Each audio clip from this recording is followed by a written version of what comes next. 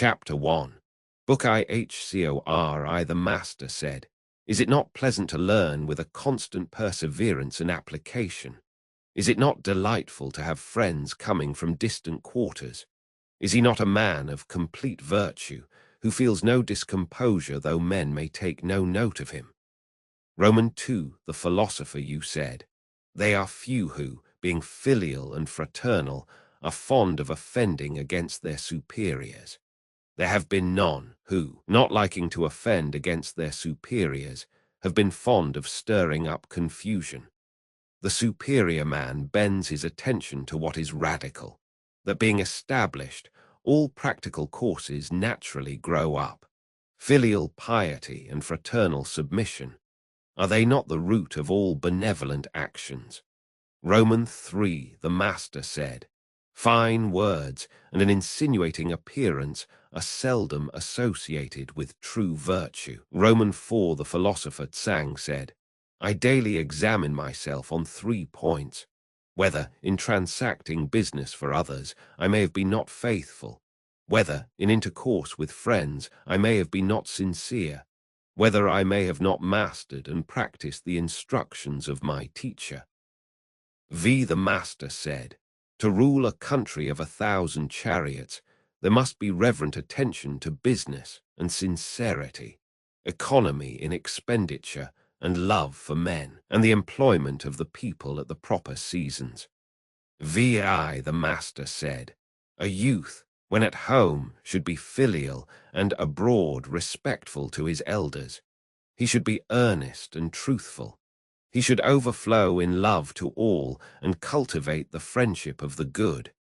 When he has time and opportunity, after the performance of these things, he should employ them in polite studies." Romans 7, Tchzia said, "If a man withdraws his mind from the love of beauty and applies it as sincerely to the love of the virtuous, if in serving his parents he can exert his utmost strength, if in serving his prince he can devote his life, if in his intercourse with his friends his words are sincere, although men say that he has not learned, I will certainly say that he has." Roman 8, the Master said, "If the scholar be not grave, he will not call forth any veneration, and his learning will not be solid. Hold faithfulness and sincerity as first principles. Have no friends not equal to yourself. When you have faults, do not fear to abandon them." Roman 9, the philosopher Tsang said, "Let there be a careful attention to perform the funeral rites to parents, and let them be followed when long gone with the ceremonies of sacrifice. Then the virtue of the people will resume its proper excellence." Tchchin asked Tshikung, saying, "When our master comes to any country, he does not fail to learn all about its government. Does he ask his information, or is it given to him?" Tshikung said, "Our master is benign, upright, courteous, temperate, and complacent, and thus he gets his information. The master's mode of asking information, is it not different from that of other men?" Roman 11, the Master said, "While a man's father is alive, look at the bent of his will. When his father is dead, look at his conduct. If for 3 years he does not alter from the way of his father, he may be called filial." Roman 12, the philosopher, you said, "In practicing the rules of propriety, a natural ease is to be prized. In the ways prescribed by the ancient kings, this is the excellent quality, and in things small and great we follow them. Yet it is not to be observed in all cases. If one, knowing how such ease should be prized, manifests it, without regulating it by the rules of propriety, this likewise is not to be done." Roman 13, the philosopher, you said, "When agreements are made according to what is right, what is spoken can be made good. When respect is shown according to what is proper, one keeps far from shame and disgrace. When the parties upon whom a man leans are proper persons to be intimate with, he can make them his guides and masters." Roman 14, the Master said, "He who aims to be a man of complete virtue in his food does not seek to gratify his appetite, nor in his dwelling place does he seek the appliances of ease. He is earnest in what he is doing and careful in his speech. He frequents the company of men of principle that he may be rectified. Such a person may be said indeed to love to learn. Roman 15 T. Shikang said, "What do you pronounce concerning the poor man who yet does not flatter, and the rich man who is not proud?" The master replied, "They will do, but they are not equal to him, who though poor is yet cheerful, and to him, who though rich loves the rules of propriety." Tishikang replied, "It is said in the book of poetry, as you cut and then file, as you carve and then polish. The meaning is the same, I apprehend, as that which you have just expressed." The master said, "With one like Tsz, I can begin to talk about the odes." I told him one point, and he knew its proper sequence. Romans 16, the master said, "I will not be afflicted at men's not knowing me. I will be afflicted that I do not know men." Chapter 2, Chapter 3. Book Roman 2 Y Chang I the master said, "He who exercises government by means of his virtue may be compared to the North Polar star, which keeps its place, and all the stars turn towards it." Roman 2, the master said, "In the book of poetry are 300 pieces, but the design of them all may be embraced in one sentence, having no depraved thoughts." Roman 3, the master said, "If the people be led by laws, and uniformity sought to be given them by punishments, they will try to avoid the punishment, but have no sense of shame. If they be led by virtue, and uniformity sought to be given them by the rules of propriety, they will have the sense of shame, and moreover will become good." Roman 4, the master said, "At 15 I had my mind bent on learning. At 30 I stood firm. At 40 I had no doubts. At 50 I knew the decrees of heaven. At 60 my ear was an obedient organ for the reception of truth. 70 I could follow what my heart desired without transgressing what was right." V. Mang I Circumflex asked what filial piety was. The master said, "It is not being disobedient." Soon after, as Fan Che was driving him, the master told him, saying, "Mang Sun asked me what filial piety was, and I answered him, not being disobedient." Fan Che said, "What did you mean?" The master replied, "That parents, when alive, be served according to propriety, that, when dead, they should be buried according to propriety, and that they should be sacrificed to according to propriety." Vi Mang Wu asked what filial piety was. The master said, "Parents are anxious lest their children should be sick." Roman 7 Tshiyu asked what filial piety was. The master said, "The filial piety of nowadays means the support of one's parents, but dogs and horses likewise are able to do something in the way of support. Without reverence, what is there to distinguish the one support given from the other?" Roman 8 Tshir asked what filial piety was. The master said, "The difficulty is with the countenance. If when their elders have any troublesome affairs, the young take the toil of them, and if, when the young have wine and food, they set them before their elders, is this to be considered filial piety?" Roman 9 the master said, "I have talked with Hui for a whole day, and he has not made any objection to anything I said, as if he were stupid. He has retired, and I have examined his conduct when away from me and found him able to illustrate my teachings. Hui, he is not stupid." X the master said, "See what a man does. Mark his motives. Examine in what things he rests. How can a man conceal his character? How can a man conceal his character?" Roman 11 the master said, "If a man keeps cherishing his old knowledge, so as continually to be acquiring new, he may be a teacher of others." Roman 12 the master said, "The accomplished scholar is not a utensil." Roman 13 Tshikang asked what constituted the superior man. The master said, He acts before he speaks, and afterwards speaks according to his actions. Romans 14, the Master said, the superior man is Catholic and no partisan. The mean man is partisan and not Catholic. Romans 15, the Master said, learning without thought is labor lost. Thought without learning is perilous. Romans 16, the Master said, the study of strange doctrines is injurious indeed. Romans 17, the Master said, you, shall I teach you what knowledge is? When you know a thing, to hold that you know it, and when you do not know a thing, to allow that you do not know it. This is knowledge. Romans 17, Ti Shang was learning with a view to official emolument. The Master said, hear much and put aside the points of which you stand in doubt, while you speak cautiously at the same time of the others. Then you will afford few occasions for blame. See much, and put aside the things which seem perilous, while you are cautious at the same time in carrying the others into practice. Then you will have few occasions for repentance.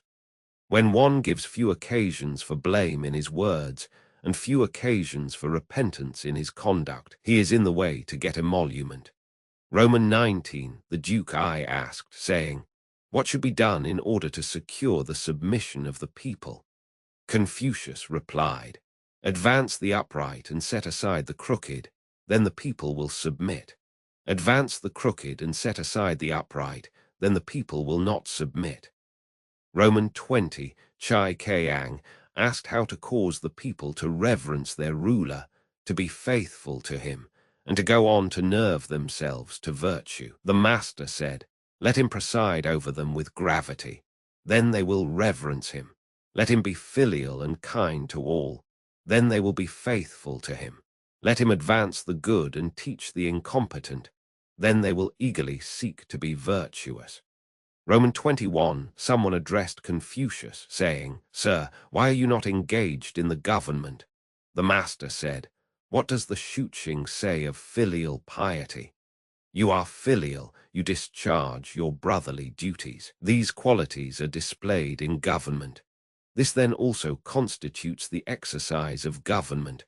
Why must there be that, making one be in the government? Romans 22, the Master said, I do not know how a man without truthfulness is to get on. How can a large carriage be made to go without the crossbar for yoking the oxen to, or a small carriage without the arrangement for yoking the horses? Romans 23, Ti Shang asked whether the affairs of 10 ages after could be known. Confucius said, the Yin dynasty followed the regulations of the Hsia, wherein it took from or added to them may be known. The Chao dynasty has followed the regulations of Yin, wherein it took from or added to them may be known. Some other may follow the Chao, but though it should be at the distance of 100 ages, its affairs may be known. Romans 24, the Master said, for a man to sacrifice to a spirit which does not belong to him is flattery. To see what is right, and not to do it is want of courage. Chapter 4, Chapter 5.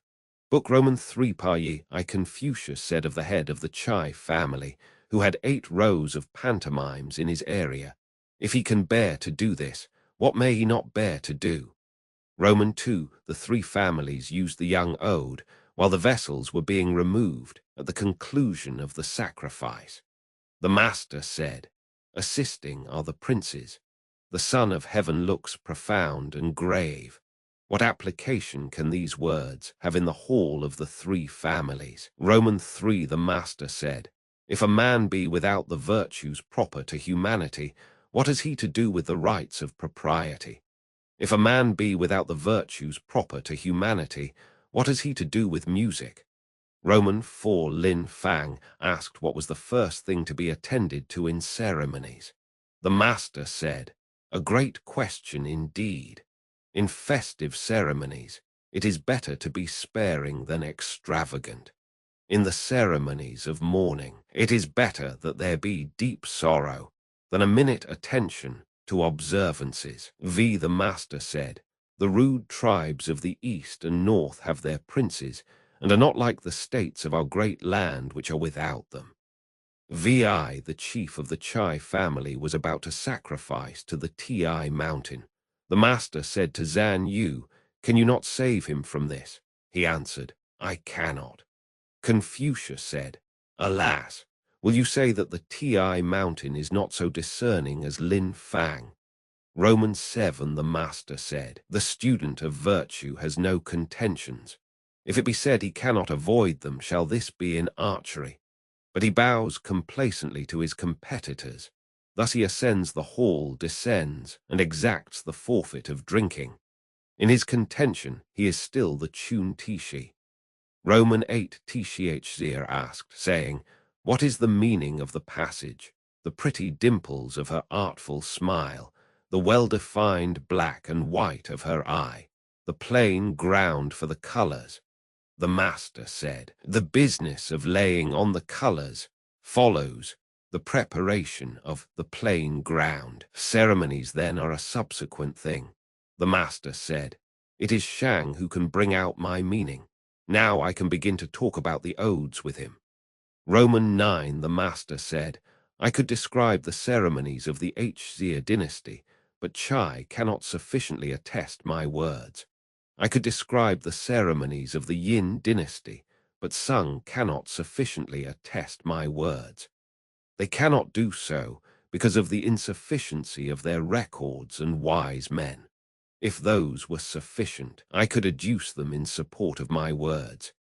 The master said, "At the great sacrifice, after the pouring out of the libation, I have no wish to look on." Roman 11, someone asked the meaning of the great sacrifice. The master said, "I do not know. He who knew its meaning would find it as easy to govern the kingdom as to look on this," pointing to his palm. Roman 12, he sacrificed to the dead as if they were present. He sacrificed to the spirits as if the spirits were present. The master said, "I consider my not being present at the sacrifice as if I did not sacrifice." Roman 13, Wang Sun Cheer asked, saying, "What is the meaning of the saying, 'It is better to pay court to the furnace than to the southwest corner'?" The master said, "Not so. He who offends against heaven has none to whom he can pray." Roman 14, the master said, "Chao had the advantage of viewing the two past dynasties. How complete and elegant are its regulations. I follow Chao." Roman 15, the master, when he entered the grand temple, asked about everything. Someone said, "Who will say that the son of the man of Tsao knows the rules of propriety? He has entered the grand temple and asks about everything." The master heard the remark and said, "This is a rule of propriety." Romans 16, the master said, "In archery it is not going through the leather which is the principal thing, because people's strength is not equal." This was the old way. Romans 17, Tishikung wished to do away with the offering of a sheep connected with the inauguration of the first day of each month.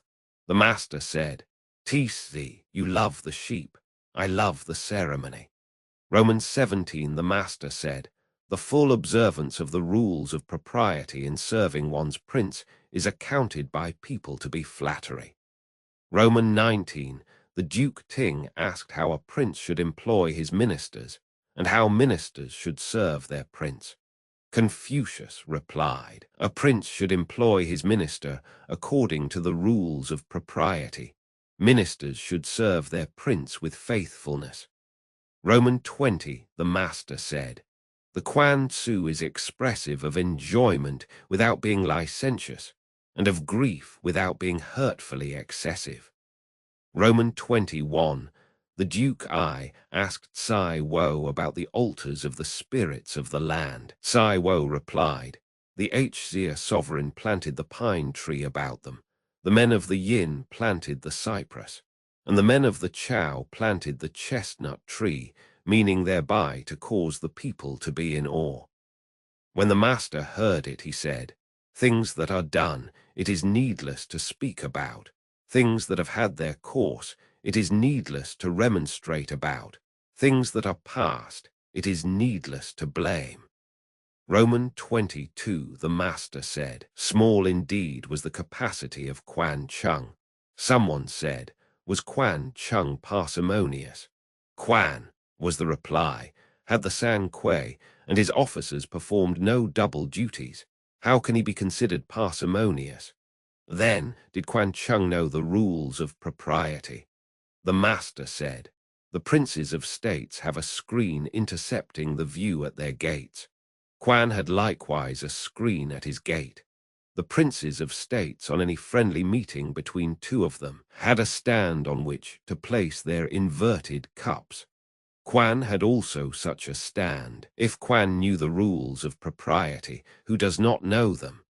Roman 32, the master instructing the grand music master of Lu said, how to play music may be known. At the commencement of the piece, all the parts should sound together. As it proceeds, they should be in harmony while severally distinct and flowing without break, and thus on to the conclusion. Roman 24, the border warden at Yi requested to be introduced to the master, saying, when men of superior virtue have come to this, I have never been denied the privilege of seeing them. The followers of the sage introduced him, and when he came out from the interview, he said, my friends, why are you distressed by your master's loss of office? The kingdom has long been without the principles of truth and right. Heaven is going to use your master as a bell with its wooden tongue. Roman 25. The master said of the Shao that it was perfectly beautiful and also perfectly good. He said of the Wu that it was perfectly beautiful but not perfectly good. Roman 26. The master said, high station filled without indulgent generosity, ceremonies performed without reverence, mourning conducted without sorrow. Wherewith should I contemplate such ways? Chapter 6. Chapter 7. Book Roman 4 Lejin I the master said, it is virtuous manners which constitute the excellence of a neighborhood. If a man in selecting a residence does not fix on one where such prevail, how can he be wise? Roman 2 the master said, those who are without virtue cannot abide long either in a condition of poverty and hardship, or in a condition of enjoyment. The virtuous rest in virtue, the wise desire virtue. Roman 3 the master said, it is only the truly virtuous man who can love or who can hate others. Roman 4 the master said, if there will be set on virtue, there will be no practice of wickedness. The master said, riches and honors are what men desire. If it cannot be obtained in the proper way, they should not be held. Poverty and meanness are what men dislike.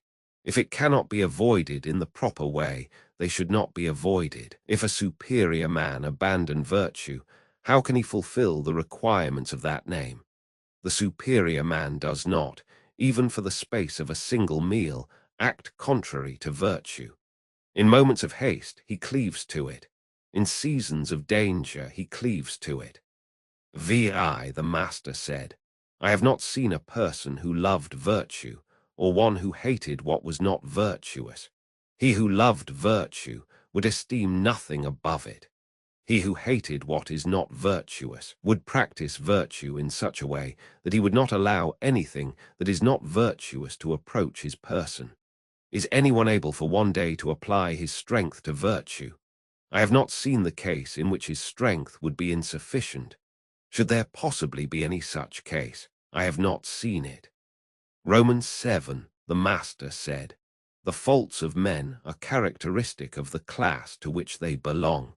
By observing a man's faults, it may be known that he is virtuous. Roman 8, the master said, if a man in the morning hear the right way, he may die in the evening without regret.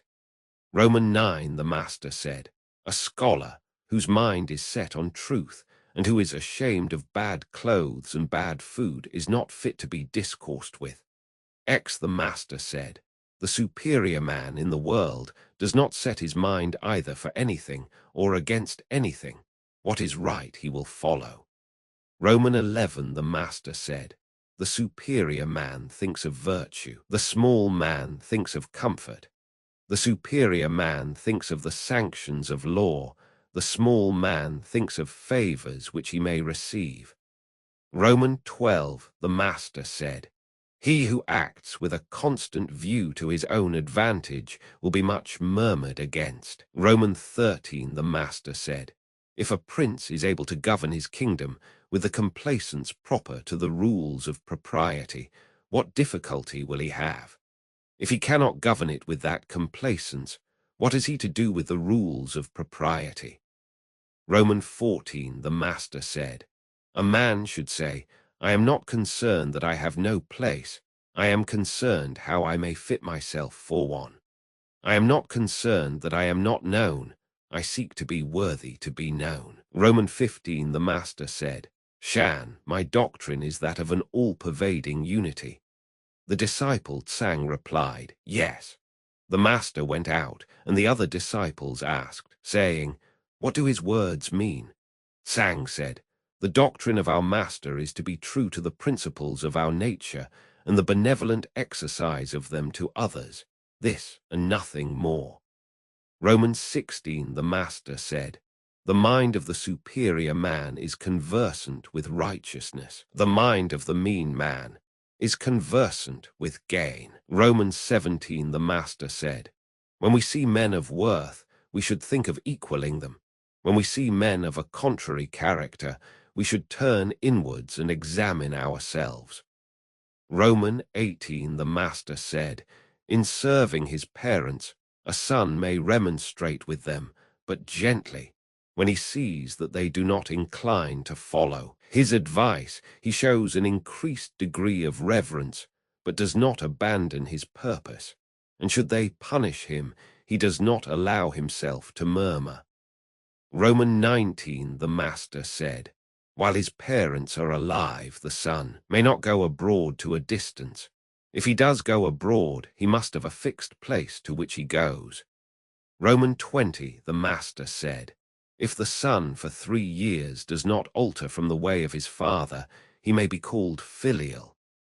Romans 21, the Master said, "The years of parents may by no means not be kept in the memory, as an occasion at once for joy and for fear." Romans 22, the Master said, "The reason why the ancients did not readily give utterance to their words was that they feared lest their actions should not come up to them." Romans 23, the Master said, "The cautious seldom err." Romans 24, the Master said, "The superior man wishes to be slow in his speech and earnest in his conduct." Romans 25, the Master said, "Virtue is not left to stand alone. He who practices it will have neighbors." Romans 26, T. Shiyu said, "In serving a prince, frequent remonstrances lead to disgrace. Between friends, frequent reproofs make the friendship distant." Chapter 8. Chapter 9. Book V. Kung Ye Xiang, the Master said of Kung Ye Xiang that he might be wived. Although he was put in bonds, he had not been guilty of any crime. Accordingly, he gave him his own daughter to wife. Of Nan Young he said that if the country were well governed, he would not be out of office, and if it were ill governed, he would escape punishment and disgrace. He gave him the daughter of his own elder brother to wife. Romans 2, the Master said of Tishichin, "Of superior virtue indeed is such a man. If there were not virtuous men in Lu, how could this man have acquired this character?" Romans 3, Tishikung asked, "What do you say of me, Tisi?" The Master said, "You are a utensil." "What utensil?" "A gemmed sacrificial utensil." Romans 4, someone said, "Young is truly virtuous, but he is not ready with his tongue." The Master said, "What is the good of being ready with the tongue? They who encounter men with smartnesses of speech, for the most part, procure themselves hatred. I know not whether he be truly virtuous, but why should he show readiness of the tongue?" The Master was wishing Chetiro Ki to enter on official employment. He replied, "I am not yet able to rest in the assurance of this." The Master was pleased. The Master said, My doctrines make no way. I will get upon a raft and float about on the sea. He that will accompany me will be you, I dare say. Tishilu, hearing this, was glad, upon which the master said, You is fonder of daring than I am. He does not exercise his judgment upon matters. Romans 7, Mangwu asked about Tishilu, whether he was perfectly virtuous. The master said, I do not know. He asked again, when the master replied, In a kingdom of 1,000 chariots, you might be employed to manage the military levies, but I do not know whether he be perfectly virtuous. And what do you say of Chu? The master replied, In a city of 1,000 families, or a clan of 100 chariots, Chu might be employed as governor, but I do not know whether he is perfectly virtuous. What do you say of Chu? The master replied, With his sash girt and standing in a court, Chu might be employed to converse with the visitors and guests, but I do not know whether he is perfectly virtuous. Romans 7, the master said to Kang, Which do you consider superior, yourself or Hui? Kang replied, How dare I compare myself with Hui? Hui hears one point and knows all about a subject. I hear one point and know a second. The master said, You are not equal to him. I grant you, you are not equal to him. Roman 9, you being asleep during the daytime, the master said, Rotten wood cannot be carved. A wall of dirty earth will not receive the trowel. What is the use of my reproving him? The master said, At first my way with men was to hear their words and give them credit for their conduct. Now my way is to hear their words and look at their conduct. It is from you that I have learned to make this change. The master said, I have not seen a firm and unbending man. Someone replied, There is Shan, Shang. Shang, said the master, is under the influence of his passions. How can he be pronounced firm and unbending? Roman 11, Kang said, What I do not wish men to do to me, I also wish not to do to men. The master said, you have not attained to that. Roman 12, Kang said, The master's personal displays of his principles and ordinary descriptions of them may be heard. His discourses about man's nature and the way of heaven cannot be heard. Roman 13, when Tishilu heard anything, if he had not yet succeeded in carrying it into practice, he was only afraid lest he should hear something else. Roman 14, Kang asked, saying, On what ground did Kung Wan get that title of Wan? The master said, He was of an active nature and yet fond of learning, and he was not ashamed to ask and learn of his inferiors. On these grounds he has been styled Wan. Roman 15, the master said of Shan that he had 4 of the characteristics of a superior man. In his conduct of himself, he was humble. In serving his superiors, he was respectful. In nourishing the people, he was kind. In ordering the people, he was just. Roman 16, the master said, Yen Ping knew well how to maintain friendly intercourse. The acquaintance might be long, but he showed the same respect as at first. Romans 17, the master said, Sang Wan kept a large tortoise in a house, on the capitals of the pillars of which he had hills made, and with representations of duckweed on the small pillars above the beams supporting the rafters. Of what sort was his wisdom? Roman 18, Shang asked, saying, The minister Tishi Wan thrice took office, and manifested no joy in his countenance. Thrice he retired from office, and manifested no displeasure. He made it a point to inform the new minister of the way in which he had conducted the government. What do you say of him? The master replied, He was loyal. Was he perfectly virtuous? I do not know. How can he be pronounced perfectly virtuous? Shang proceeded. When the officer Chui killed the prince of Shan Wan, though he was the owner of 40 horses, abandoned them and left the country.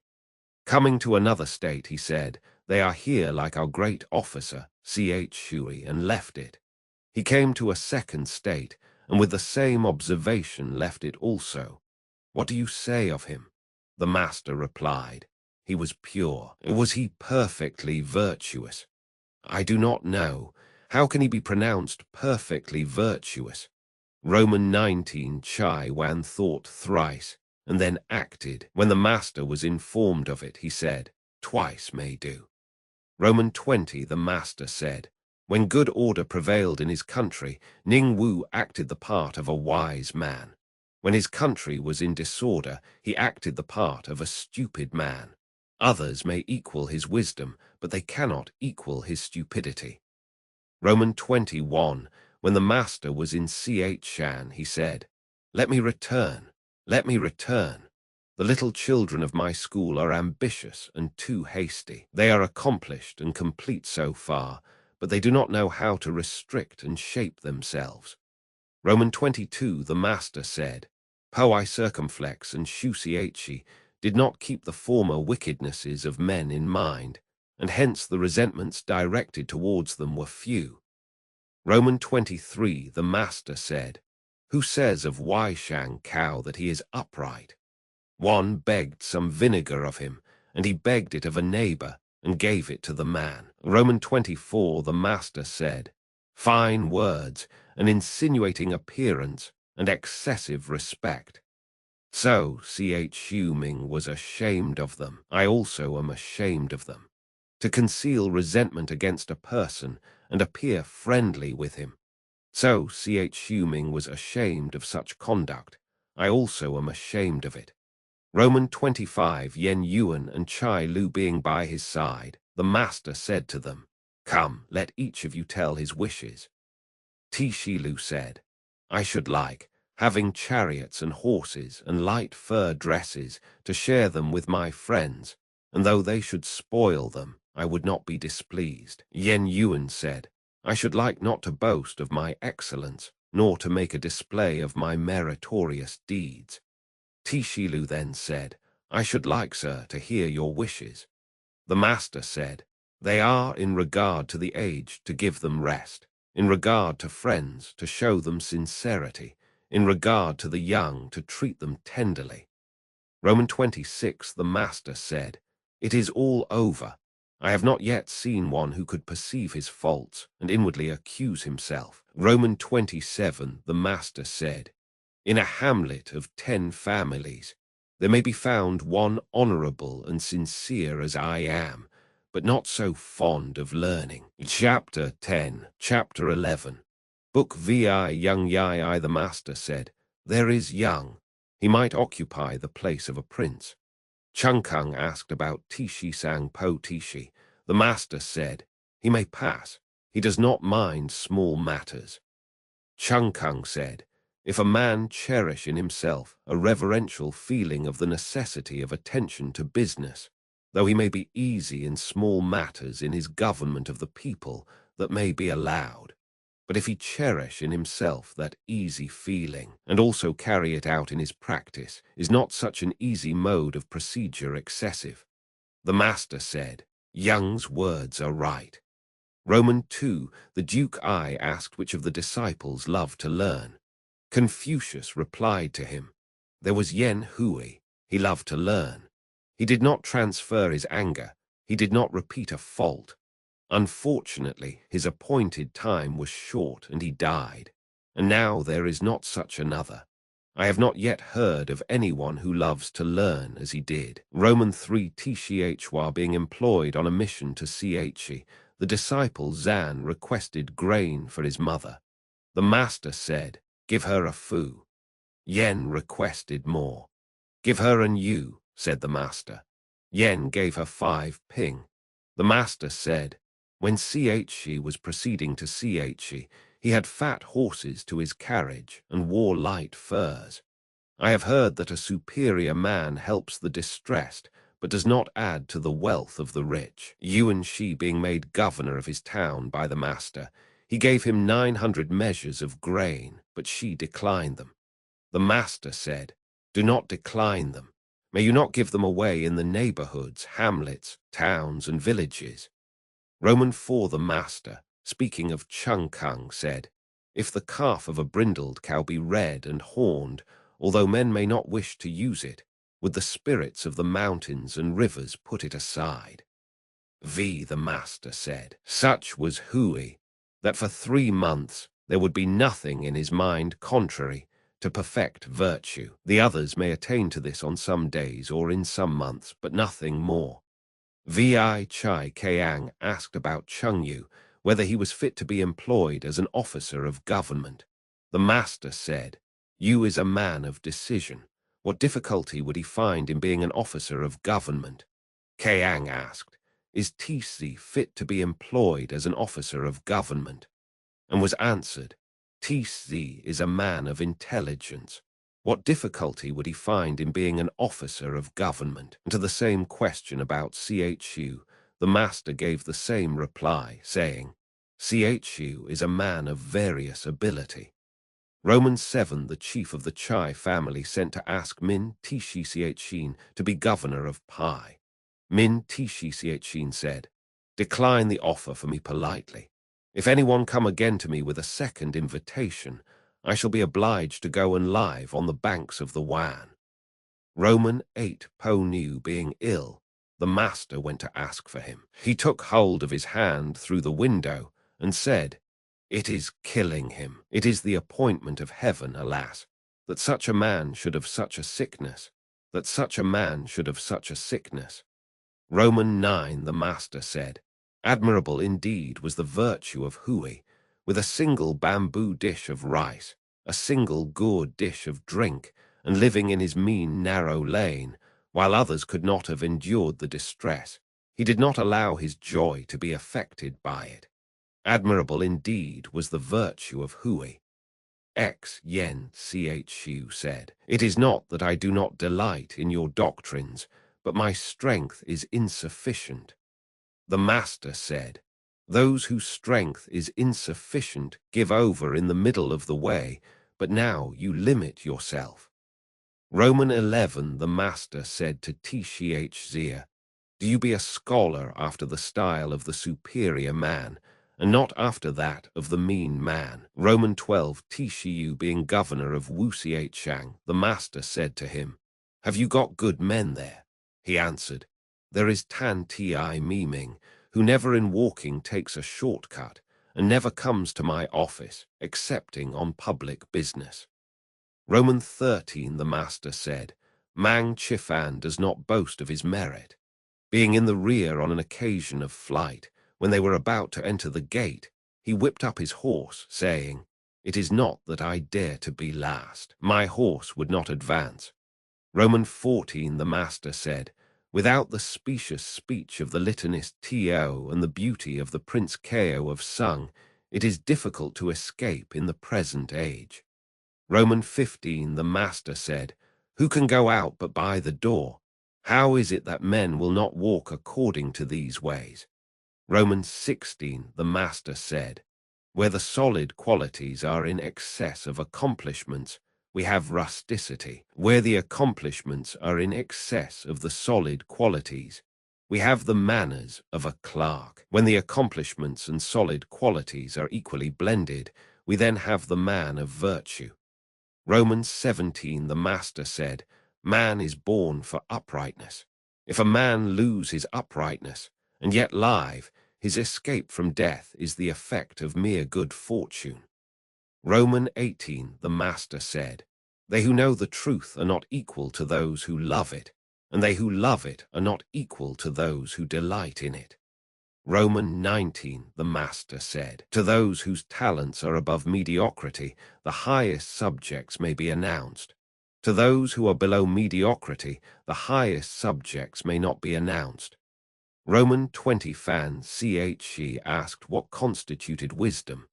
The master said, to give oneself earnestly to the duties due to men, and while respecting spiritual beings, to keep aloof from them may be called wisdom. He asked about perfect virtue.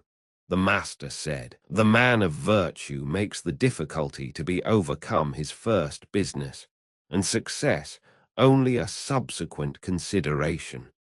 This may be called perfect virtue. Roman 21, the master said, The wise find pleasure in water, the virtuous find pleasure in hills. The wise are active, the virtuous are tranquil. The wise are joyful, the virtuous are long-lived. Roman 22, the Master said, Che by one change would come to the state of Lu.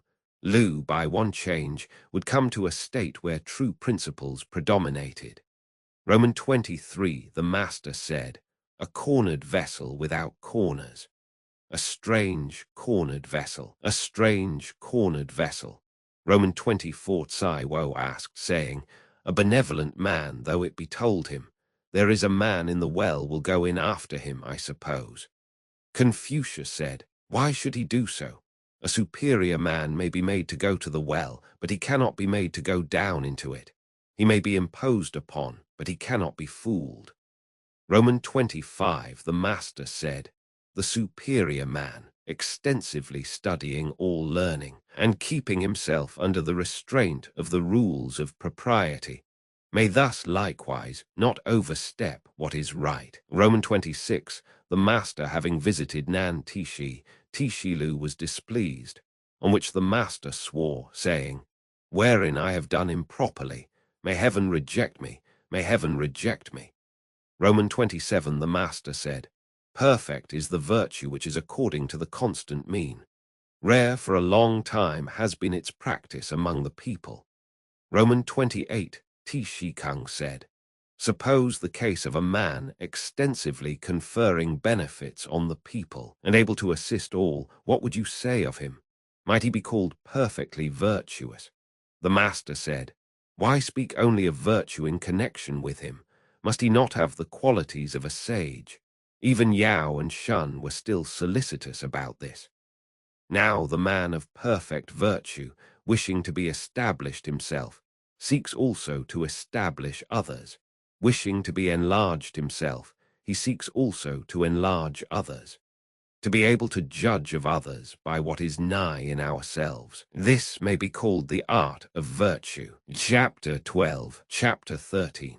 Book Romans 7, Shu Ri, the Master said, a transmitter and not a maker, believing in and loving the ancients, I venture to compare myself with our old Piang. Roman 2, the Master said, the silent treasuring up of knowledge, learning without satiety, and instructing others without being wearied, which one of these things belongs to me. Roman 3, the Master said, the learning virtue without proper cultivation, the not thoroughly discussing what is learned, not being able to move towards righteousness of which a knowledge is gained, and not being able to change what is not good. These are the things which occasion me solicitude. Roman 4, when the Master was unoccupied with business, his manner was easy and he looked pleased. The Master said, extreme is my decay. For a long time I have not dreamed, as I was wont to do, that I saw the Duke of Chow. The Master said, let the will be set on the path of duty. Let every attainment in what is good be firmly grasped. Let perfect virtue be accorded with. Let relaxation and enjoyment be found in the polite arts. Romans 7, the Master said, from the man bringing his bundle of dried flesh for my teaching upwards, I have never refused instruction to anyone.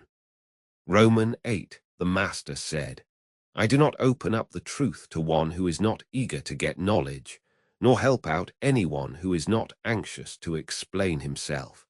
When I have presented one corner of a subject to anyone, and he cannot from it learn the other three, I do not repeat my lesson.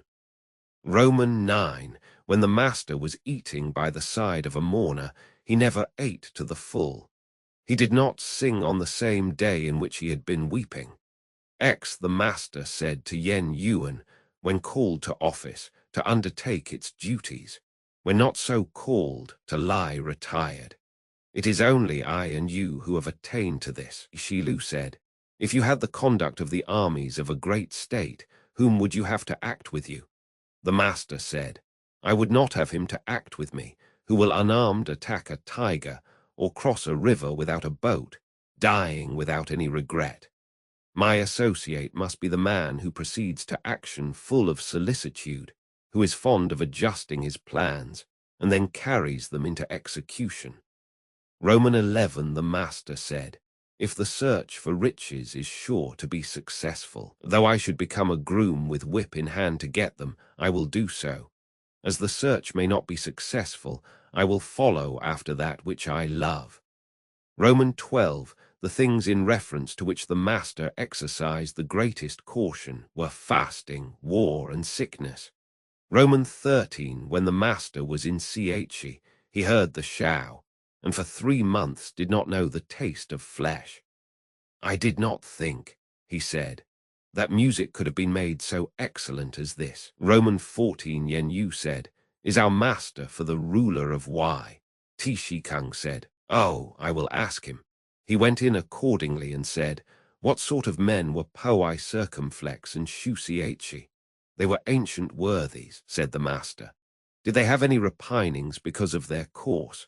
The master again replied, they sought to act virtuously, and they did so. What was there for them to repine about? On this, Tishi Kung went out and said, our master is not for him. Roman 15, the master said, with coarse rice to eat, with water to drink, and my bended arm for a pillow, I have still joy in the midst of these things. Riches and honors acquired by unrighteousness are to me as a floating cloud. Romans 16, master said, if some years were added to my life, I would give 50 to the study of the Yi, and then I might come to be without great faults. Romans 17, the master's frequent themes of discourse were the odes, the history, and the maintenance of the rules of propriety. On all these he frequently discoursed. Roman 18, the Duke of She asked Tishilu about Confucius, and Tishilu did not answer him. The master said, why did you not say to him, he is simply a man, who in his eager pursuit of knowledge forgets his food, who in the joy of its attainment forgets his sorrows, and who does not perceive that old age is coming on. Roman 19, the master said, I am not one who was born in the possession of knowledge. I am one who is fond of antiquity and earnest in seeking it there. Roman 20, the subjects on which the master did not talk were extraordinary things, feats of strength, disorder, and spiritual beings. Roman 21, the master said, when I walk along with 2 others, they may serve me as my teachers. I will select their good qualities and follow them, their bad qualities and avoid them. Roman 22, the master said, heaven produced the virtue that is in me. Hwan Tiui, what can he do to me? Roman 23, the master said, do you think, my disciples, that I have any concealments? I conceal nothing from you. There is nothing which I do that is not shown to you, my disciples. That is my way. Roman 24, there were 4 things which the master taught: letters, ethics, devotion of soul, and truthfulness. Roman 25, the master said, a sage it is not mine to see. Could I see a man of real talent and virtue that would satisfy me? The master said, a good man it is not mine to see. Could I see a man possessed of constancy that would satisfy me, having not and yet affecting to have, empty and yet affecting to be full, straitened and yet affecting to be at ease? It is difficult with such characteristics to have constancy. Roman 26, the master angled, but did not use a net. He shot, but not at birds perching. Roman 27, the master said, there may be those who act without knowing why. I do not do so. Hearing much and selecting what is good and following it, seeing much and keeping it in memory. This is the second style of knowledge.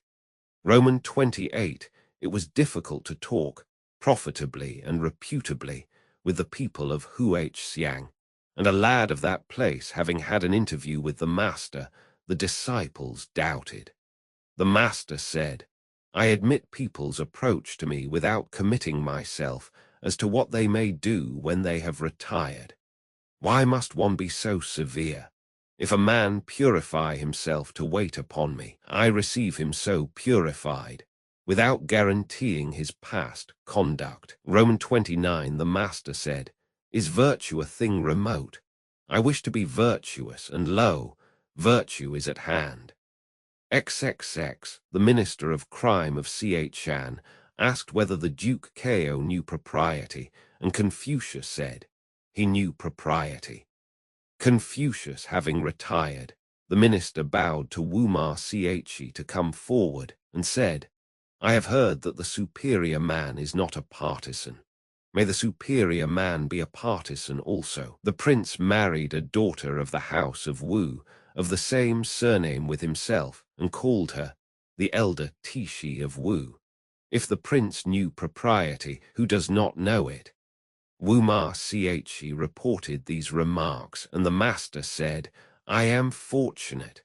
If I have any errors, people are sure to know them. Roman 31. When the master was in company with a person who was singing, if he sang well, he would make him repeat the song, while he accompanied it with his own voice. Roman 32. The master said, in letters I am perhaps equal to other men, but the character of the superior man, carrying out in his conduct what he professes, is what I have not yet attained to. Roman 33. The master said, the sage and the man of perfect virtue. How dare I rank myself with them? It may simply be said of me that I strive to become such without satiety and teach others without weariness. Kung Hsi Hua said, this is just what we, the disciples, cannot imitate you in. Roman 34. The master being very sick, Tishilu asked leave to pray for him. He said, may such a thing be done? Tishilu replied, it may. In the eulogies it is said, prayer has been made for thee to the spirits of the upper and lower worlds. The master said, my praying has been for a long time. Roman 35. The master said, extravagance leads to insubordination and parsimony to meanness. It is better to be mean than to be insubordinate. Roman 36. The master said, the superior man is satisfied and composed. The mean man is always full of distress. Roman 37. The master was mild, and yet dignified, majestic, and yet not fierce, respectful, and yet easy. Chapter 14. Chapter 15. Book Roman 8. Ti Po I the master said, Ti Po may be said to have reached the highest point of virtuous action. Thrice he declined the kingdom, and the people in ignorance of his motives could not express their approbation of his conduct. Roman 2. The master said, respectfulness without the rules of propriety becomes laborious bustle. Carefulness without the rules of propriety becomes timidity. Boldness without the rules of propriety becomes insubordination. Straightforwardness without the rules of propriety becomes rudeness. When those who are in high stations perform well all their duties to their relations, the people are aroused to virtue. When old friends are not neglected by them, the people are preserved from meanness. Roman 3. The philosopher Tsang being ill, he called to him the disciples of his school and said, uncover my feet, uncover my hands. It is said in the book of poetry, we should be apprehensive and cautious, as if on the brink of a deep gulf, as if treading on thin ice, and so have I been. Now and hereafter, I know my escape from all injury to my person, O ye, my little children. Roman 4. The philosopher Tsang being ill, Mang Chang went to ask how he was. Tsang said to him, when a bird is about to die, its notes are mournful. When a man is about to die, his words are good. There are 3 principles of conduct which the man of high rank should consider specially important. That in his deportment and manner he keep from violence and heedlessness. That in regulating his countenance he keep near to sincerity. And that in his words and tones he keep far from lowness and impropriety. As to such matters as attending to the sacrificial vessels, there are the proper officers for them. The philosopher Tsang said, gifted with ability, and yet putting questions to those who were not so, possessed of much, and yet putting questions to those possessed of little, having as though he had not, full, and yet counting himself as empty, offended against, and yet entering into no altercation. Formerly I had a friend who pursued this style of conduct. The philosopher Tsang said, suppose that there is an individual who can be entrusted with the charge of a young orphan prince, and can be commissioned with authority over a state of 100 li, and whom no emergency, however great, can drive from his principles. Is such a man a superior man? He is a superior man indeed. Romans 7, the philosopher Tsang said, the officer may not be without breadth of mind and vigorous endurance. His burden is heavy, and his course is long. Perfect virtue is the burden which he considers it is his to sustain. Is it not heavy? Only with death does his course stop. Is it not long? Roman 8, the master said, it is by the odes that the mind is aroused. It is by the rules of propriety that the character is established. It is from music that the finish is received. Roman 9, the master said, the people may be made to follow a path of action, but they may not be made to understand it. The master said, the man who is fond of daring and is dissatisfied with poverty will proceed to insubordination.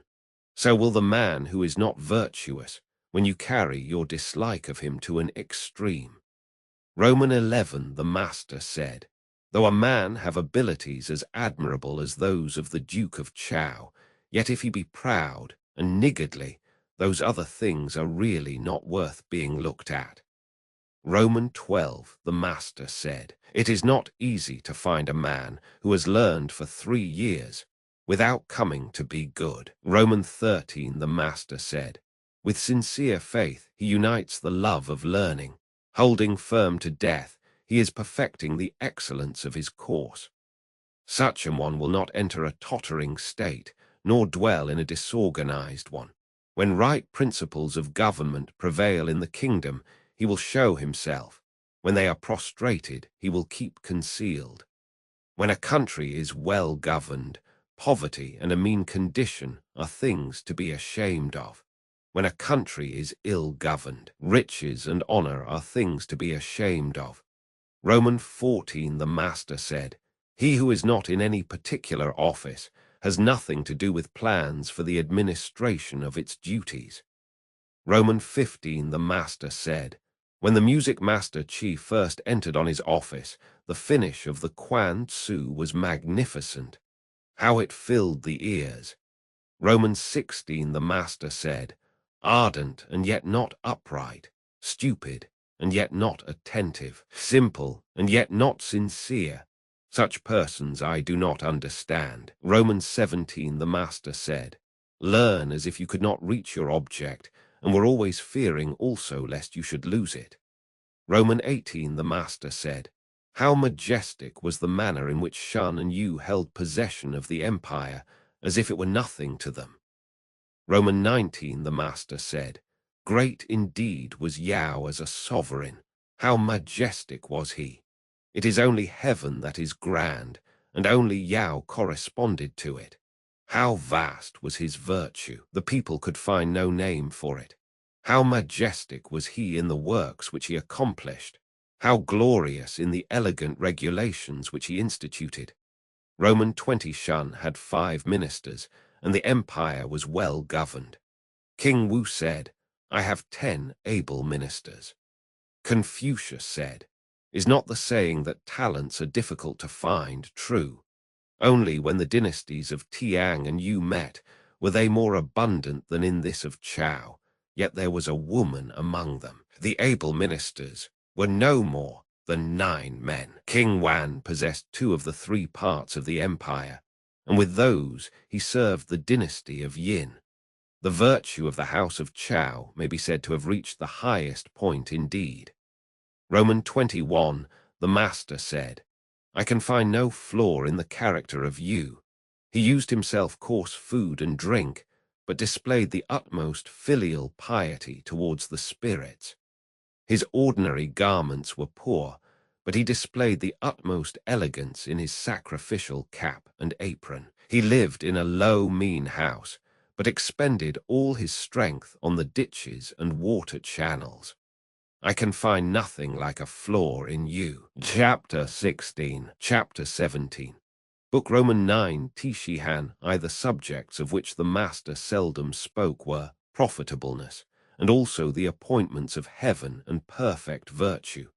Roman 2, a man of the village of Tar-Xiang said, "Great indeed is the philosopher Keang. His learning is extensive, and yet he does not render his name famous by any particular thing."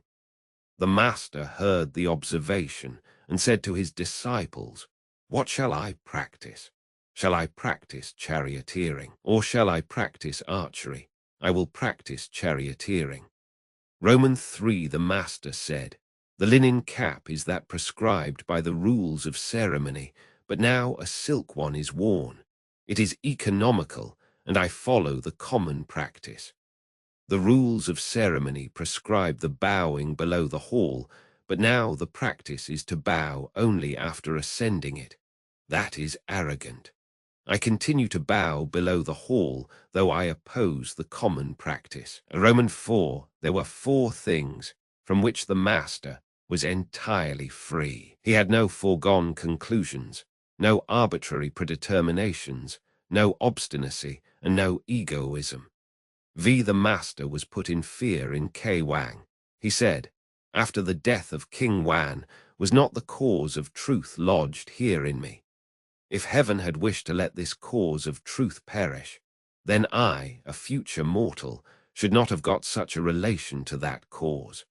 While heaven does not let the cause of truth perish, what can the people of Kwang do to me?" A high officer, asked Tishi Kung, saying, "May we not say that your master is a sage?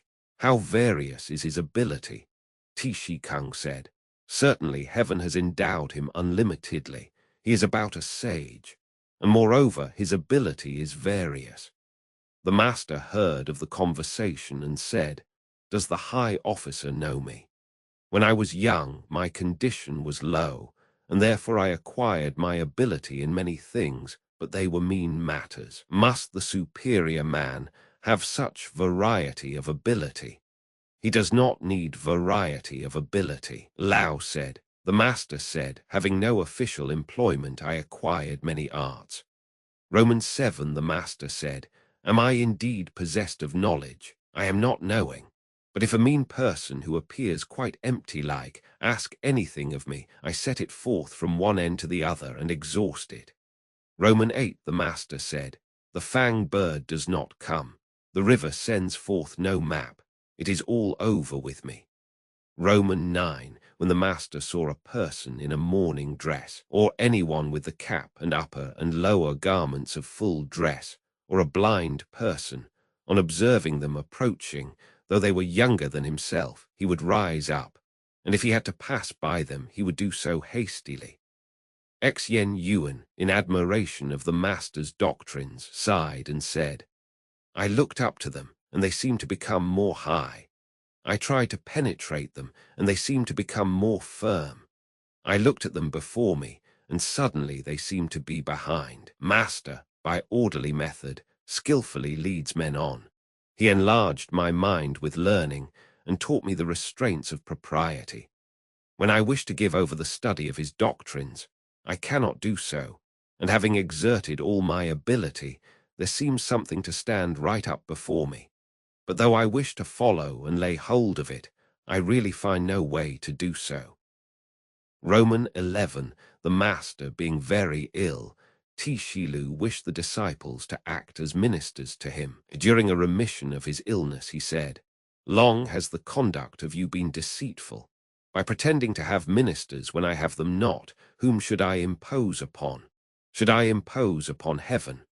Moreover, than that I should die in the hands of ministers, is it not better that I should die in the hands of you, my disciples? And though I may not get a great burial, shall I die upon the road?" Roman 12, Tishi Kung said, "There is a beautiful gem here. Should I lay it up in a case and keep it, or should I seek for a good price and sell it?" The master said, sell it, but I would wait for one to offer the price. Roman 13, the master was wishing to go and live among the 9 wild tribes of the East. Someone said, they are rude. How can you do such a thing? The master said, if a superior man dwelt among them, what rudeness would there be?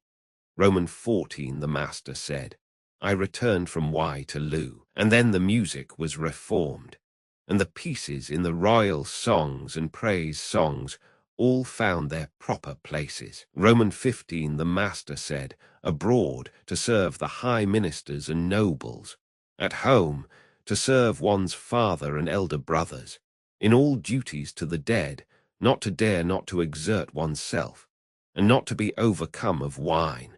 Which one of these things do I attain to?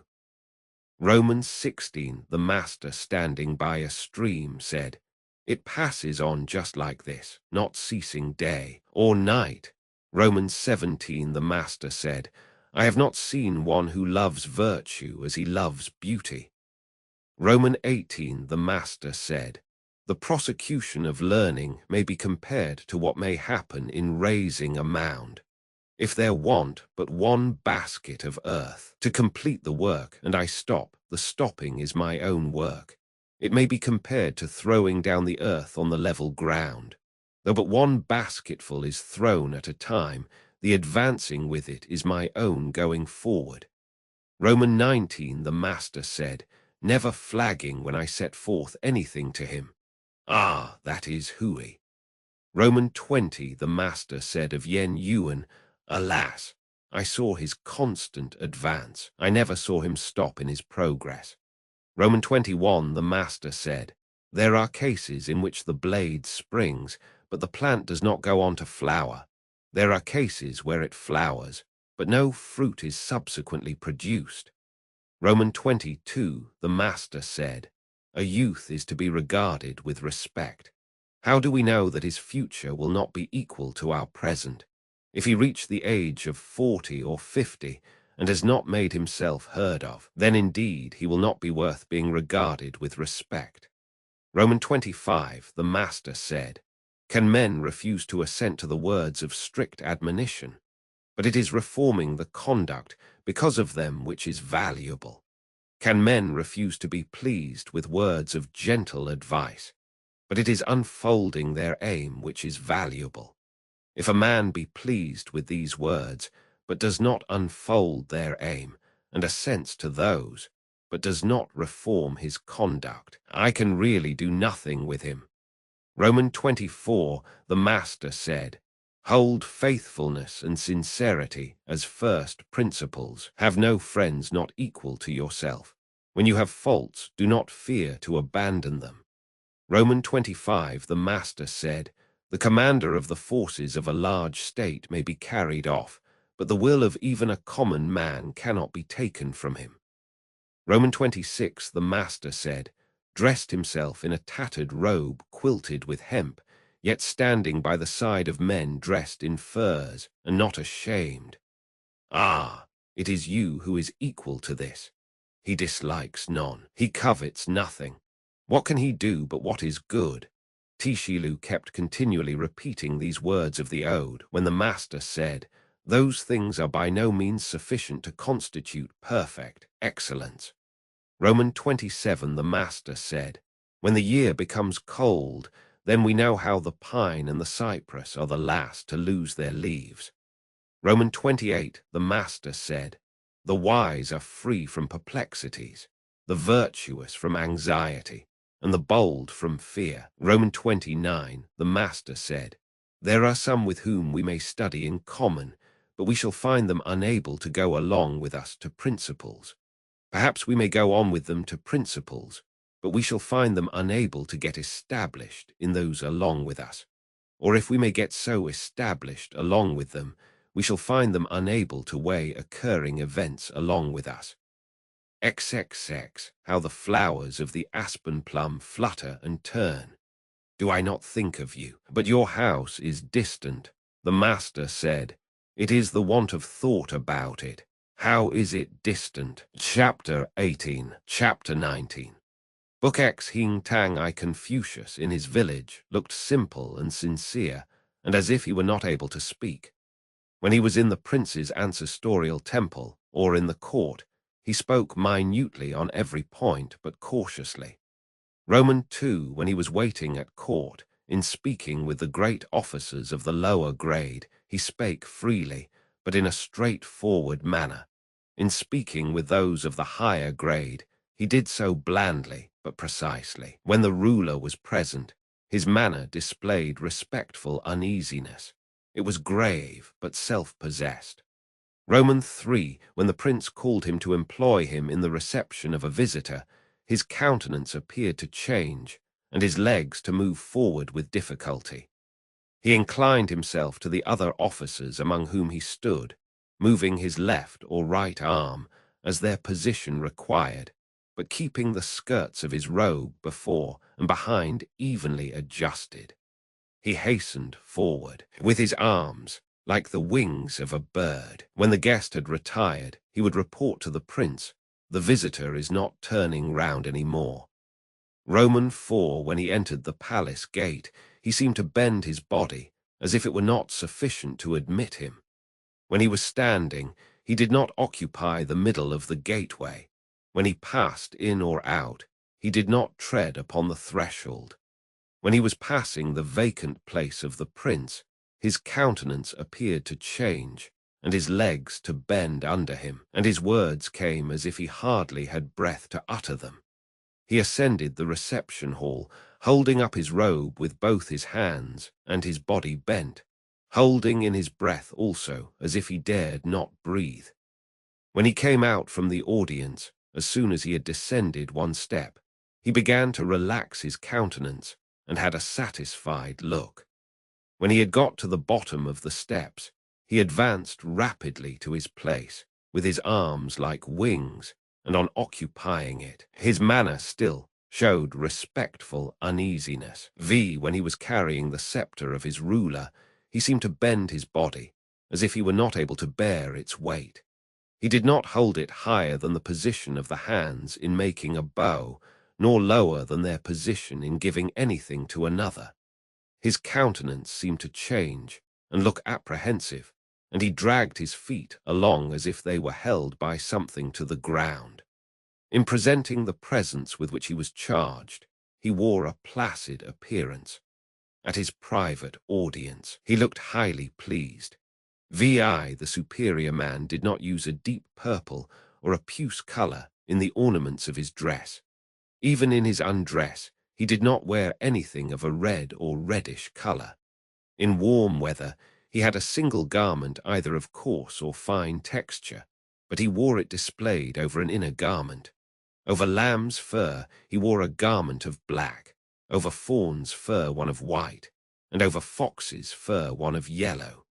The fur robe of his undress was long, with the right sleeve short. He required his sleeping dress to be half as long again as his body. When staying at home, he used thick furs of the fox or the badger. When he put off mourning, he wore all the appendages of the girdle. His undergarment, except when it was required to be of the curtain shape, was made of silk cut narrow above and wide below. He did not wear lamb's fur or a black cap on a visit of condolence.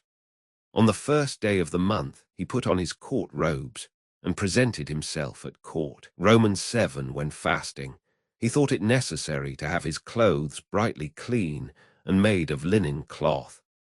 When fasting, he thought it necessary to change his food, and also to change the place where he commonly sat in the apartment. Roman VIII, he did not dislike to have his rice finely cleaned, nor to have his minced meat cut quite small. He did not eat rice which had been injured by heat or damp and turned sour, nor fish or flesh which was gone. He did not eat what was discolored, or what was of a bad flavor, nor anything which was ill-cooked, or was not in season. He did not eat meat which was not cut properly, nor what was served without its proper sauce. Though there might be a large quantity of meat, he would not allow what he took to exceed the due proportion for the rice. It was only in wine that he laid down no limit for himself, but he did not allow himself to be confused by it. He did not partake of wine and dried meat bought in the market. He was never without ginger when he ate. He did not eat much. When he had been assisting at the prince's sacrifice, he did not keep the flesh which he received overnight. The flesh of his family sacrifice he did not keep over 3 days. If kept over 3 days, people could not eat it. When eating, he did not converse. When in bed, he did not speak. Although his food might be coarse rice and vegetable soup, he would offer a little of it in sacrifice with a grave, respectful air. Roman 9, if his mat was not straight, he did not sit on it. When the villagers were drinking together, on those who carried staffs going out, he went out immediately after.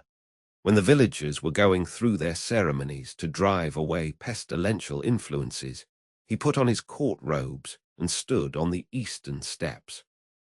Roman 11, when he was sending complimentary inquiries to anyone in another state, he bowed twice as he escorted the messenger away. Chai Kayang having sent him a present of physic, he bowed and received it, saying, "I do not know it, I dare not taste it." Roman 12, the stable being burned down when he was at court on his return, he said, "Has any man been hurt?" He did not ask about the horses. Roman 13, when the prince sent him a gift of cooked meat, he would adjust his mat, first taste it, and then give it away to others. When the prince sent him a gift of undressed meat, he would have it cooked and offer it to the spirits of his ancestors. When the prince sent him a gift of a living animal, he would keep it alive. When he was in attendance on the prince and joining in the entertainment, the prince only sacrificed. He first tasted everything. When he was ill and the prince came to visit him, he had his head to the east, made his court robes be spread over him, and drew his girdle across them. When the prince's order called him, without waiting for his carriage to be yoked, he went at once. Roman 14, when he entered the ancestral temple of the state, he asked about everything. Roman 15, when any of his friends died, if he had no relations who could be depended on for the necessary offices, he would say, "I will bury him." When a friend sent him a present, though it might be a carriage and horses, he did not bow. The only present for which he bowed was that of the flesh of sacrifice. Romans 16, in bed, he did not lie like a corpse. At home, he did not put on any formal deportment. When he saw anyone in a mourning dress, though it might be an acquaintance, he would change countenance. When he saw anyone wearing the cap of full dress, or a blind person, though he might be in his undress, he would salute them in a ceremonious manner. To any person in mourning, he bowed forward to the crossbar of his carriage. He bowed in the same way to anyone bearing the tables of population. When he was at an entertainment where there was an abundance of provisions set before him, he would change countenance and rise up. On a sudden clap of thunder or a violent wind, he would change countenance. Romans 17, when he was about to mount his carriage, he would stand straight, holding the cord. When he was in the carriage, he did not turn his head quite round, he did not talk hastily, he did not point with his hands. Roman 18, seeing the countenance, it instantly rises. It flies round, and by settles. The master said, "There is the hen pheasant on the hill bridge. At its season, at its season." Tishilu made a motion to it. Thrice it smelt him and then rose. Chapter 20. Chapter 21. Book Roman 11 H. Sin, I the master said, "The men of former times, in the matters of ceremonies and music, were rustics, it is said, while the men of these latter times, in ceremonies and music, are accomplished gentlemen. If I have occasion to use those things, I follow the men of former times."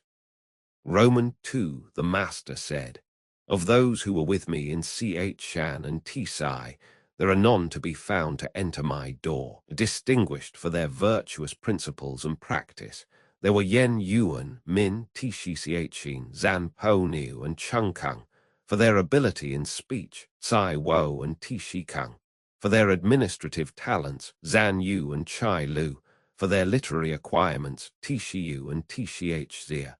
Roman 3 the Master said, Hui gives me no assistance. There is nothing that I say in which he does not delight. Roman 4 the Master said, Filial indeed is Min Tishi Xiexin. Other people say nothing of him different from the report of his parents and brothers. V. Nan Yang was frequently repeating the lines about a white scepter stone. Confucius gave him the daughter of his elder brother to wife. Vi Chai Kayang asked which of the disciples loved to learn. Confucius replied to him, There was Yen Hui, he loved to learn. Unfortunately, his appointed time was short, and he died. Now there is no one who loves to learn as he did. Romans 7, when Yen Yuan died, Yen Lu begged the carriage of the master to sell and get an outer shell for his son's coffin. The master said, Everyone calls his son, whether he has talents or has not talents. There was Lai. When he died, he had a coffin but no outer shell. I would not walk on foot to get a shell for him, because, having followed in the rear of the great officers, it was not proper that I should walk on foot. Roman 8, when Yen Yuan died, the master said, Alas, heaven is destroying me. Heaven is destroying me. Roman 9, when Yen Yuan died, the master bewailed him exceedingly, and the disciples who were with him said, Master, your grief is excessive. Is it excessive? Said he. If I am not to mourn bitterly for this man, for whom should I mourn? X, when Yen Yuan died, the disciples wished to give him a great funeral, and the master said, You may not do so. The disciples did bury him in great style. The master said, Hui behaved towards me as his father. I have not been able to treat him as my son. The fault is not mine. It belongs to you, O disciples. Roman 11 Chai Lu asked about serving the spirits of the dead. The master said, While you are not able to serve men, how can you serve their spirits? Chai Lu added, I venture to ask about death. He was answered, While you do not know life, how can you know about death? Roman 12 the disciple Min was standing by his side, looking bland and precise. Tishi Lu looking bold and soldierly. Zan Yu and Tishi Kang with a free and straightforward manner.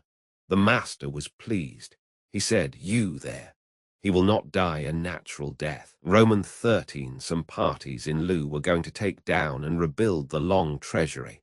Min Tishi Xiexin said, Suppose it were to be repaired after its old style. Why must it be altered and made anew? The master said, This man seldom speaks.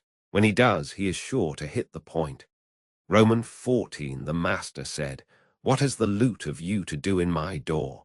The other disciples began not to respect Tishi Lu. The master said, You has ascended to the hall, though he has not yet passed into the inner apartments. Roman 15 Tishi Kang asked which of the two, Shi or Shang, was the superior. The master said, Shi goes beyond the Dumin and Shang does not come up to it. Then, said Tishi Kang, the superiority is with Shi, I suppose. The master said, To go beyond is as wrong as to fall short. Roman 16 the head of the Chai family was richer than the Duke of Chao had been, and yet Chu collected his imposts for him and increased his wealth. The master said, He is no disciple of mine. My little children beat the drum and assail him. Romans 17 Chi is simple, Shan is dull, Shi is specious, Yu is coarse. Roman 18 the master said, There is Hui, he has nearly attained to perfect virtue, he is often in want. Tisi does not acquiesce in the appointments of heaven, and his goods are increased by him, yet his judgments are often correct. Roman 19 Tishi Chang asked what were the characteristics of the good man. The master said, He does not tread in the footsteps of others, but moreover, he does not enter the chamber of the sage. Roman 20 the master said, If, because a man's discourse appears solid and sincere, we allow him to be a good man, is he really a superior man, or is his gravity only in appearance? Roman 21 Tishilu asked whether he should immediately carry into practice what he heard. The master said, "There are your father and elder brothers to be consulted. Why should you act on that principle of immediately carrying into practice what you hear?" Zan Yu asked the same, whether he should immediately carry into practice what he heard, and the master answered, "Immediately carry into practice what you hear." Kung Sai Hua said, "You asked whether he should carry immediately into practice what he heard, and you said, 'There are your father and elder brothers to be consulted.' Chu asked whether he should immediately carry into practice what he heard, and you said, 'Carry it immediately into practice.' I, Chi, am perplexed and venture to ask you for an explanation." The master said, "Chu is retiring and slow, therefore I urged him forward. Yu has more than his own share of energy, therefore I kept him back." Roman 22 The master was put in fear in Kwang, and Yen Yuan fell behind. The master, on his rejoining him, said, "I thought you had died." Hui replied, "While you were alive, how should I presume to die?" Roman 23 Chai Tishizan asked whether Chung Yu and Zan Chu could be called great ministers. The master said, "I thought you would ask about some extraordinary individuals, and you only ask about Yu and Chu. What is called a great minister is one who serves his prince according to what is right, and when he finds he cannot do so, retires. Now, as to Yu and Chu, they may be called ordinary ministers." Tishizan said, "Then they will always follow their chief."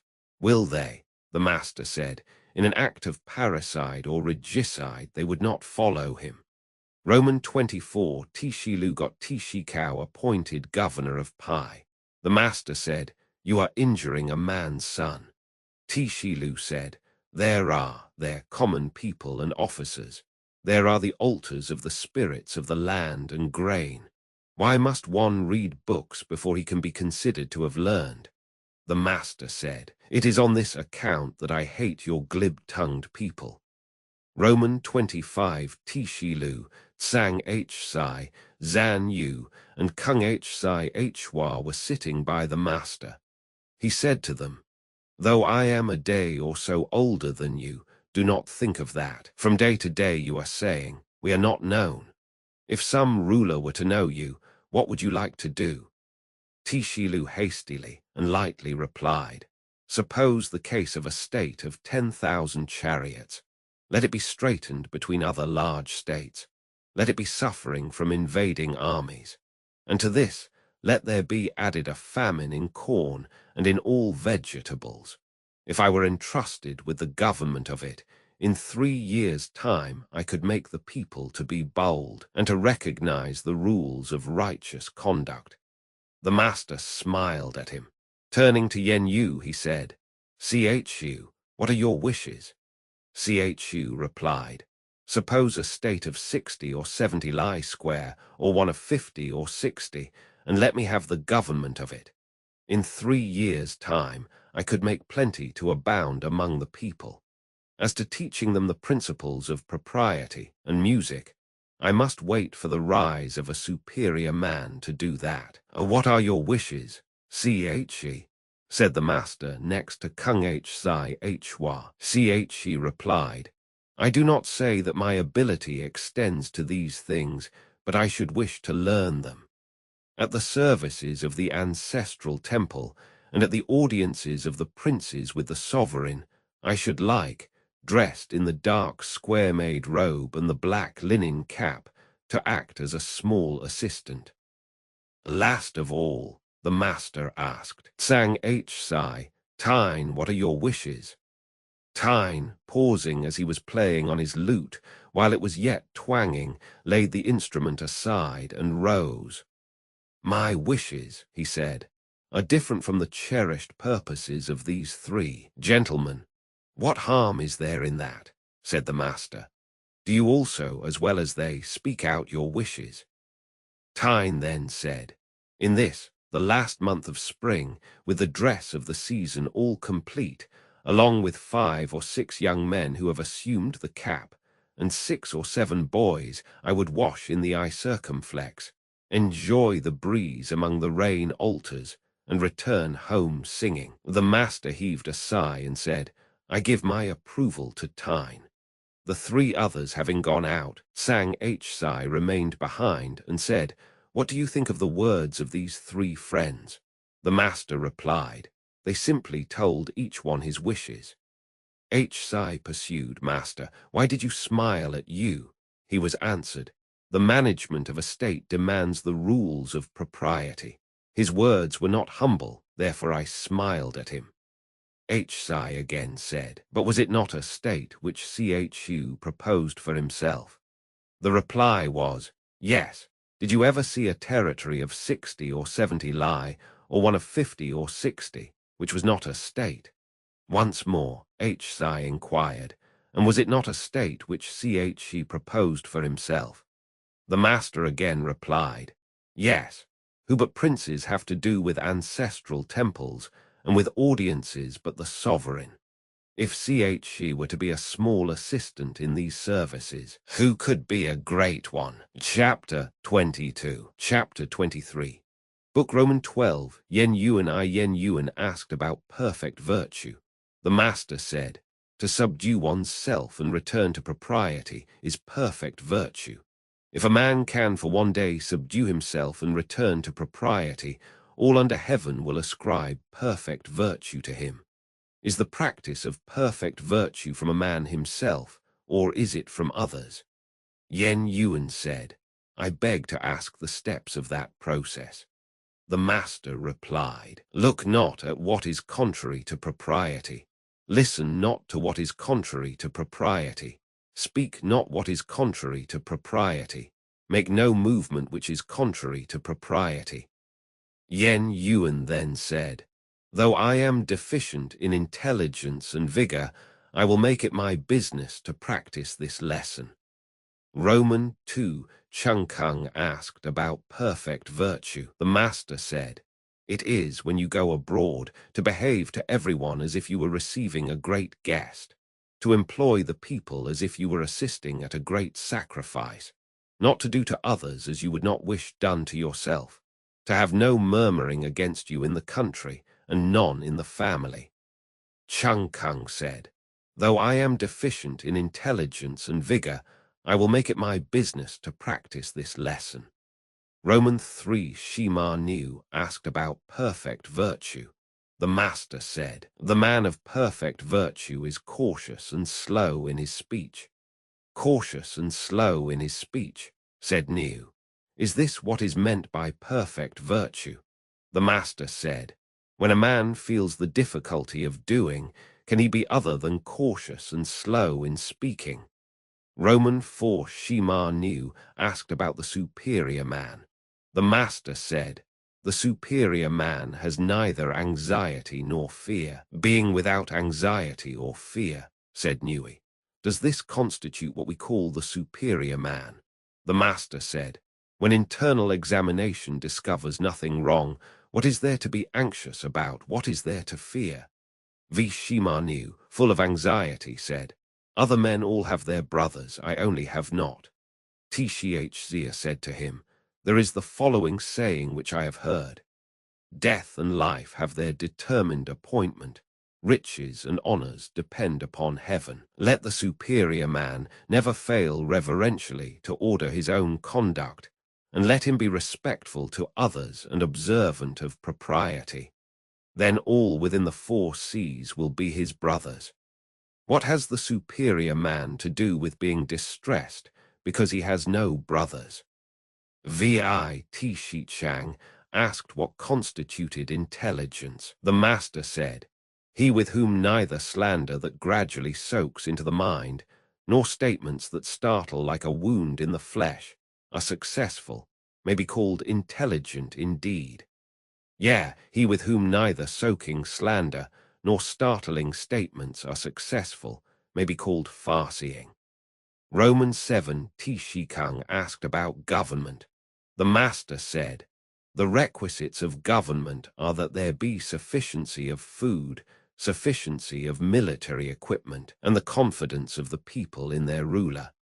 Tishikang said, "If it cannot be helped, and one of these must be dispensed with, which of the three should be foregone first?" "The military equipment," said the master. Tishikang again asked, "If it cannot be helped, and one of the remaining two must be dispensed with, which of them should be foregone?" The master answered, "Part with the food. From of old, death has been the lot of all men. But if the people have no faith in their rulers, there is no standing for the state." Roman 8. Chai Tshang said, "In a superior man, it is only the substantial qualities which are wanted. Why should we seek for ornamental accomplishments?" Tishikang said, "Alas! Your words, sir, show you to be a superior man, but 4 horses cannot overtake the tongue. Ornament is as substance. Substance is as ornament. The hide of a tiger or a leopard stripped of its hair is like the hide of a dog or a goat stripped of its hair." Roman 9. The Duke I inquired of Yuzhou, saying, "The year is one of scarcity, and the returns for expenditure are not sufficient. What is to be done?" Yuzhou replied to him, "Why not simply tithe the people?" "With 2/10, said the Duke, "I find it not enough. How could I do with that system of 1/10? Yuzhou answered, "If the people have plenty, their prince will not be left to want alone. If the people are in want, their prince cannot enjoy plenty alone." Tishang, having asked how virtue was to be exalted and delusions to be discovered, the master said, "Hold faithfulness and sincerity as first principles, and be moving continually to what is right. This is the way to exalt one's virtue. You love a man and wish him to live. You hate him and wish him to die. Having wished him to live, you also wish him to die. This is a case of delusion. It may not be on account of her being rich, yet you come to make a difference." Roman 11. The Duke Qing of Che asked Confucius about government. Confucius replied, "There is government when the prince is prince, and the minister is minister, when the father is father, and the son is son." "Good," said the Duke. "If indeed the prince be not prince, the minister not minister, the father not father, and the son not son, although I have my revenue, can I enjoy it?" Roman 12. The master said, "Ah, it is you who could with half a word settle litigations." Tishilu never slept over a promise. Roman 13. The master said, "In hearing litigations, I am like any other body. What is necessary, however, is to cause the people to have no litigations." Roman 14. Tishang asked about government. The master said, "The art of governing is to keep its affairs before the mind without weariness, and to practice them with undeviating consistency." Roman 15. The master said, "By extensively studying all learning, and keeping himself under the restraint of the rules of propriety, one may thus likewise not err from what is right." Romans 16. The master said, "The superior man seeks to perfect the admirable qualities of men, and does not seek to perfect their bad qualities. The mean man does the opposite of this." Roman 17. Chai Kayang asked Confucius about government. Confucius replied, "To govern means to rectify. If you lead on the people with correctness, who will dare not to be correct?" Roman 18. Chai Kayang, distressed about the number of thieves in the state, inquired of Confucius how to do away with them. Confucius said, "If you, sir, were not covetous, although you should reward them to do it, they would not steal." Roman 19. Chai Kayang asked Confucius about government, saying, "What do you say to killing the unprincipled for the good of the principled?" Confucius replied, "Sir, in carrying on your government, why should you use killing at all? Let your evinced desires be for what is good, and the people will be good.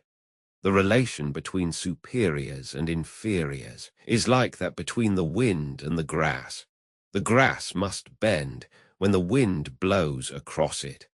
Roman 20. Ti Shi Chang asked, "What must the officer be who may be said to be distinguished?" The master said, "What is it you call being distinguished?" Ti Shi Chang replied, "It is to be heard of through the state, to be heard of throughout his clan." The master said, "That is notoriety, not distinction. Now the man of distinction is solid and straightforward and loves righteousness. He examines people's words and looks at their countenances. He is anxious to humble himself to others. Such a man will be distinguished in the country. He will be distinguished in his clan. As to the man of notoriety, he assumes the appearance of virtue, but his actions are opposed to it, and he rests in this character without any doubts about himself. Such a man will be heard of in the country. He will be heard of in the clan." Roman 21. Fan, che rambling with the master under the trees about the rain altars, said, "I venture to ask how to exalt virtue, to correct cherished evil, and to discover delusions." The master said, "Truly a good question.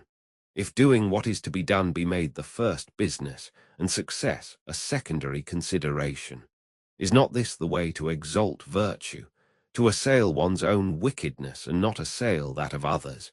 Is not this the way to correct cherished evil, from morning's anger to disregard one's own life and involve that of his parents? Is not this a case of delusion?" Roman 22. Fan, che asked about benevolence. The master said, "It is to love all men." He asked about knowledge. The master said, "It is to know all men." Fan che did not immediately understand these answers. The master said, "Employ the upright and put aside all the crooked. In this way the crooked can be made to be upright." Fan che retired, and seeing Ti Zia, he said to him, "A little while ago I had an interview with our master and asked him about knowledge. He said, 'Employ the upright and put aside all the crooked. In this way the crooked will be made to be upright.'" What did he mean? Ti Zia said, "Truly rich is his saying. Shan, being in possession of the kingdom, selected from among all the people and employed Cao Yao, on which all who were devoid of virtue disappeared. Tiang, being in possession of the kingdom, selected from among all the people and employed I circumflex yin, and all who were devoid of virtue disappeared." Roman 23. Ti Shikang asked about friendship. The master said, "Faithfully admonish your friend and skillfully lead him on. If you find him impracticable, stop. Do not disgrace yourself." Roman 24. The philosopher Tsang said, "The superior man on grounds of culture meets with his friends, and by their friendship helps his virtue." Chapter 24. Chapter 25. Book Roman 13. Ti Shilu asked about government. The master said, "Go before the people with your example and be laborious in their affairs." He requested further instruction and was answered, "Be not weary in these things." Roman 2. Chung Kung, being chief minister to the head of the Chai family, asked about government. The master said, "Employ first the services of your various officers, pardon small faults, and raise to office men of virtue and talents." Chung Kung said, "How shall I know the men of virtue and talent so that I may raise them to office?" He was answered, "Raise to office those whom you know. As to those whom you do not know, will others neglect them?" Roman 3. Ti Shilu said, "The ruler of Y has been waiting for you in order with you to administer the government. What will you consider the first thing to be done?" The master replied, "What is necessary is to rectify names." "So, indeed," said Ti Shilu, "you are wide of the mark. Why must there be such rectification?" The master said, "How uncultivated you are, you. A superior man, in regard to what he does not know, shows a cautious reserve. If names be not correct, language is not in accordance with the truth of things. If language be not in accordance with the truth of things, affairs cannot be carried on to success. When affairs cannot be carried on to success, proprieties and music will not flourish. When proprieties and music do not flourish, punishments will not be properly awarded. When punishments are not properly awarded, the people do not know how to move hand or foot. Therefore, a superior man considers it necessary that the names he uses may be spoken appropriately, and also that what he speaks may be carried out appropriately. What the superior man requires is just that in his words there may be nothing incorrect. Roman 4, Fan, ch. requested to be taught husbandry. The master said, I am not so good for that as an old husbandman. He requested also to be taught gardening, and was answered, I am not so good for that as an old gardener. Fan ch. having gone out, the master said, a small man indeed is Fan hsu. If a superior love propriety, the people will not dare not to be reverent. If he love righteousness, the people will not dare not to submit to his example. If he love good faith, the people will not dare not to be sincere. Now, when these things obtain, the people from all quarters will come to him, bearing their children on their backs. What need has he of a knowledge of husbandry? The master said, though a man may be able to recite the 300 odes, yet if, when entrusted with a governmental charge, he knows not how to act, or if, when sent to any quarter on a mission, he cannot give his replies unassisted, notwithstanding the extent of his learning, of what practical use is it? The master said, when a prince's personal conduct is correct, his government is effective without the issuing of orders. If his personal conduct is not correct, he may issue orders, but they will not be followed. Romans 7, the master said, the governments of Lu and Y are brothers. Roman 8, the master said of Qing, a scion of the ducal family of Y, that he knew the economy of a family well. When he began to have means, he said, Ha, here is a collection. When they were a little increased, he said, Ha, this is complete. When he had become rich, he said, Ha, this is admirable. Roman 9. When the master went to Y, Zan Yu acted as driver of his carriage. The master observed, how numerous are the people? Yu said, since they are thus numerous, what more shall be done for them? Enrich them, was the reply. And when they have been enriched, what more shall be done? The master said, teach them. The master said, if there were any of the princes who would employ me in the course of 12 months, I should have done something considerable. In 3 years, the government would be perfected. Roman 11, the master said, if good men were to govern a country in succession for 100 years, they would be able to transform the violently bad and dispense with capital punishments. True indeed is this saying. Roman 12, the master said, if a truly royal ruler were to arise, it would still require a generation, and then virtue would prevail. Roman 13, the master said, if a minister make his own conduct correct, what difficulty will he have in assisting in government? If he cannot rectify himself, what has he to do with rectifying others? Roman 14, the disciple Zan returning from the court, the master said to him, how are you so late? He replied, we had government business. The master said, it must have been family affairs. If there had been government business, though I am not now in office, I should have been consulted about it. Roman 15, the Duke Ting asked whether there was a single sentence which could make a country prosperous. Confucius replied, such an effect cannot be expected from one sentence. There is a saying, however, which people have, to be a prince is difficult, to be a minister is not easy. If a ruler knows this, the difficulty of being a prince. May there not be expected from this one sentence the prosperity of his country? The Duke then said, "Is there a single sentence which can ruin a country?" Confucius replied, "Such an effect as that cannot be expected from one sentence. There is, however, the saying which people have, 'I have no pleasure in being a prince, but only in that no one can offer any opposition to what I say.' If a ruler's words be good, is it not also good that no one oppose them? But if they are not good, and no one opposes them, may there not be expected from this one sentence the ruin of his country?" Romans 16, the Duke of Shay asked about government. The master said, "Good government obtains when those who are near are made happy, and those who are far off are attracted."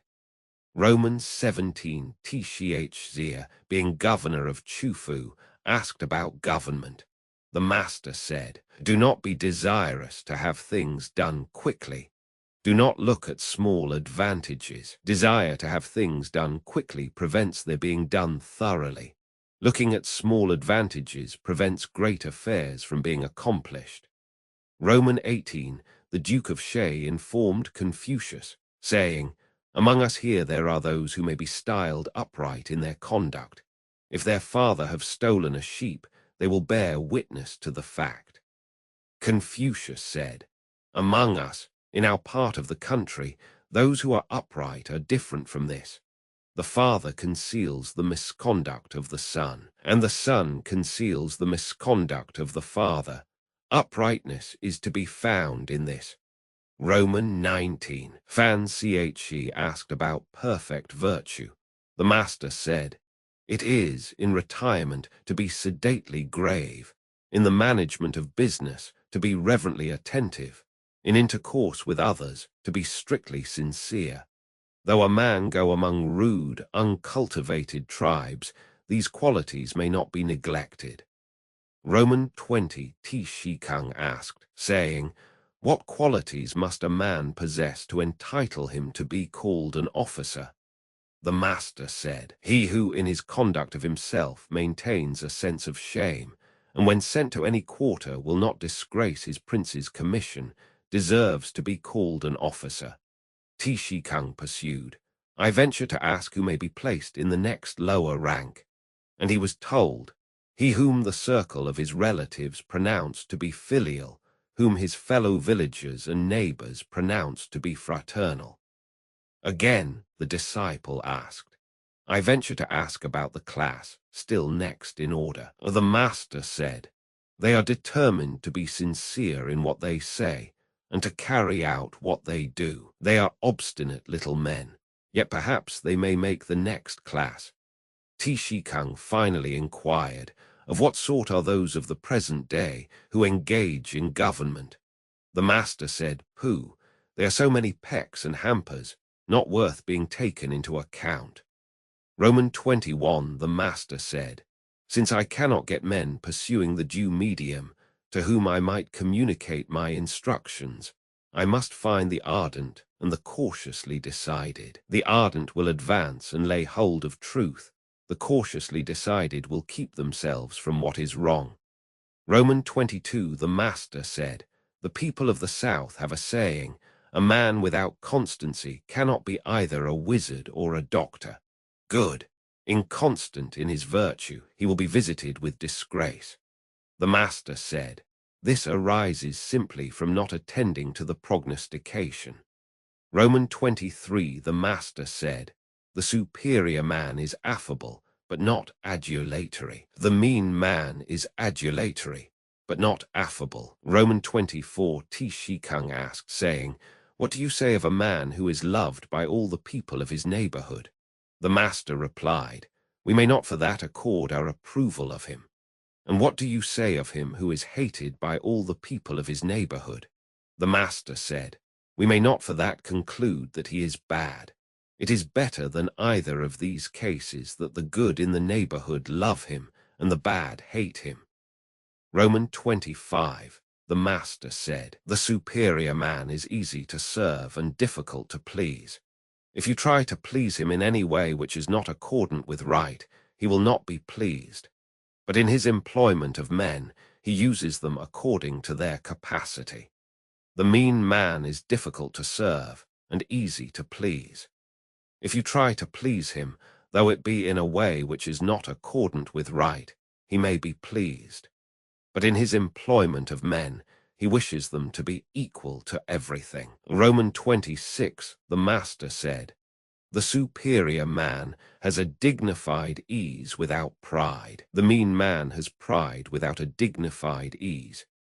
Romans 27, the Master said, "The firm, the enduring, the simple, and the modest are near to virtue." Romans 28, Tishilu asked, saying, "What qualities must a man possess to entitle him to be called a scholar?" The Master said, "He must be thus, earnest, urgent, and bland. Among his friends, earnest and urgent. Among his brethren, bland." Romans 29, the Master said, "Let a good man teach the people 7 years, and they may then likewise be employed in war." XXX, the Master said, "To lead an uninstructed people to war is to throw them away." Chapter 26, Chapter 27. Book Roman 14 H scene 1 I H scene asked what was shameful. The Master said, "When good government prevails in a state, to be thinking only of salary, and when bad government prevails, to be thinking in the same way only of salary. This is shameful." Roman 2, when the love of superiority, boasting, resentments, and covetousness are repressed, this may be deemed perfect virtue. The Master said, "This may be regarded as the achievement of what is difficult, but I do not know that it is to be deemed perfect virtue."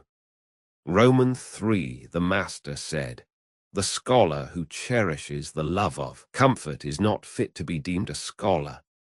Romans 4, the Master said, "When good government prevails in a state, language may be lofty and bold, and actions the same.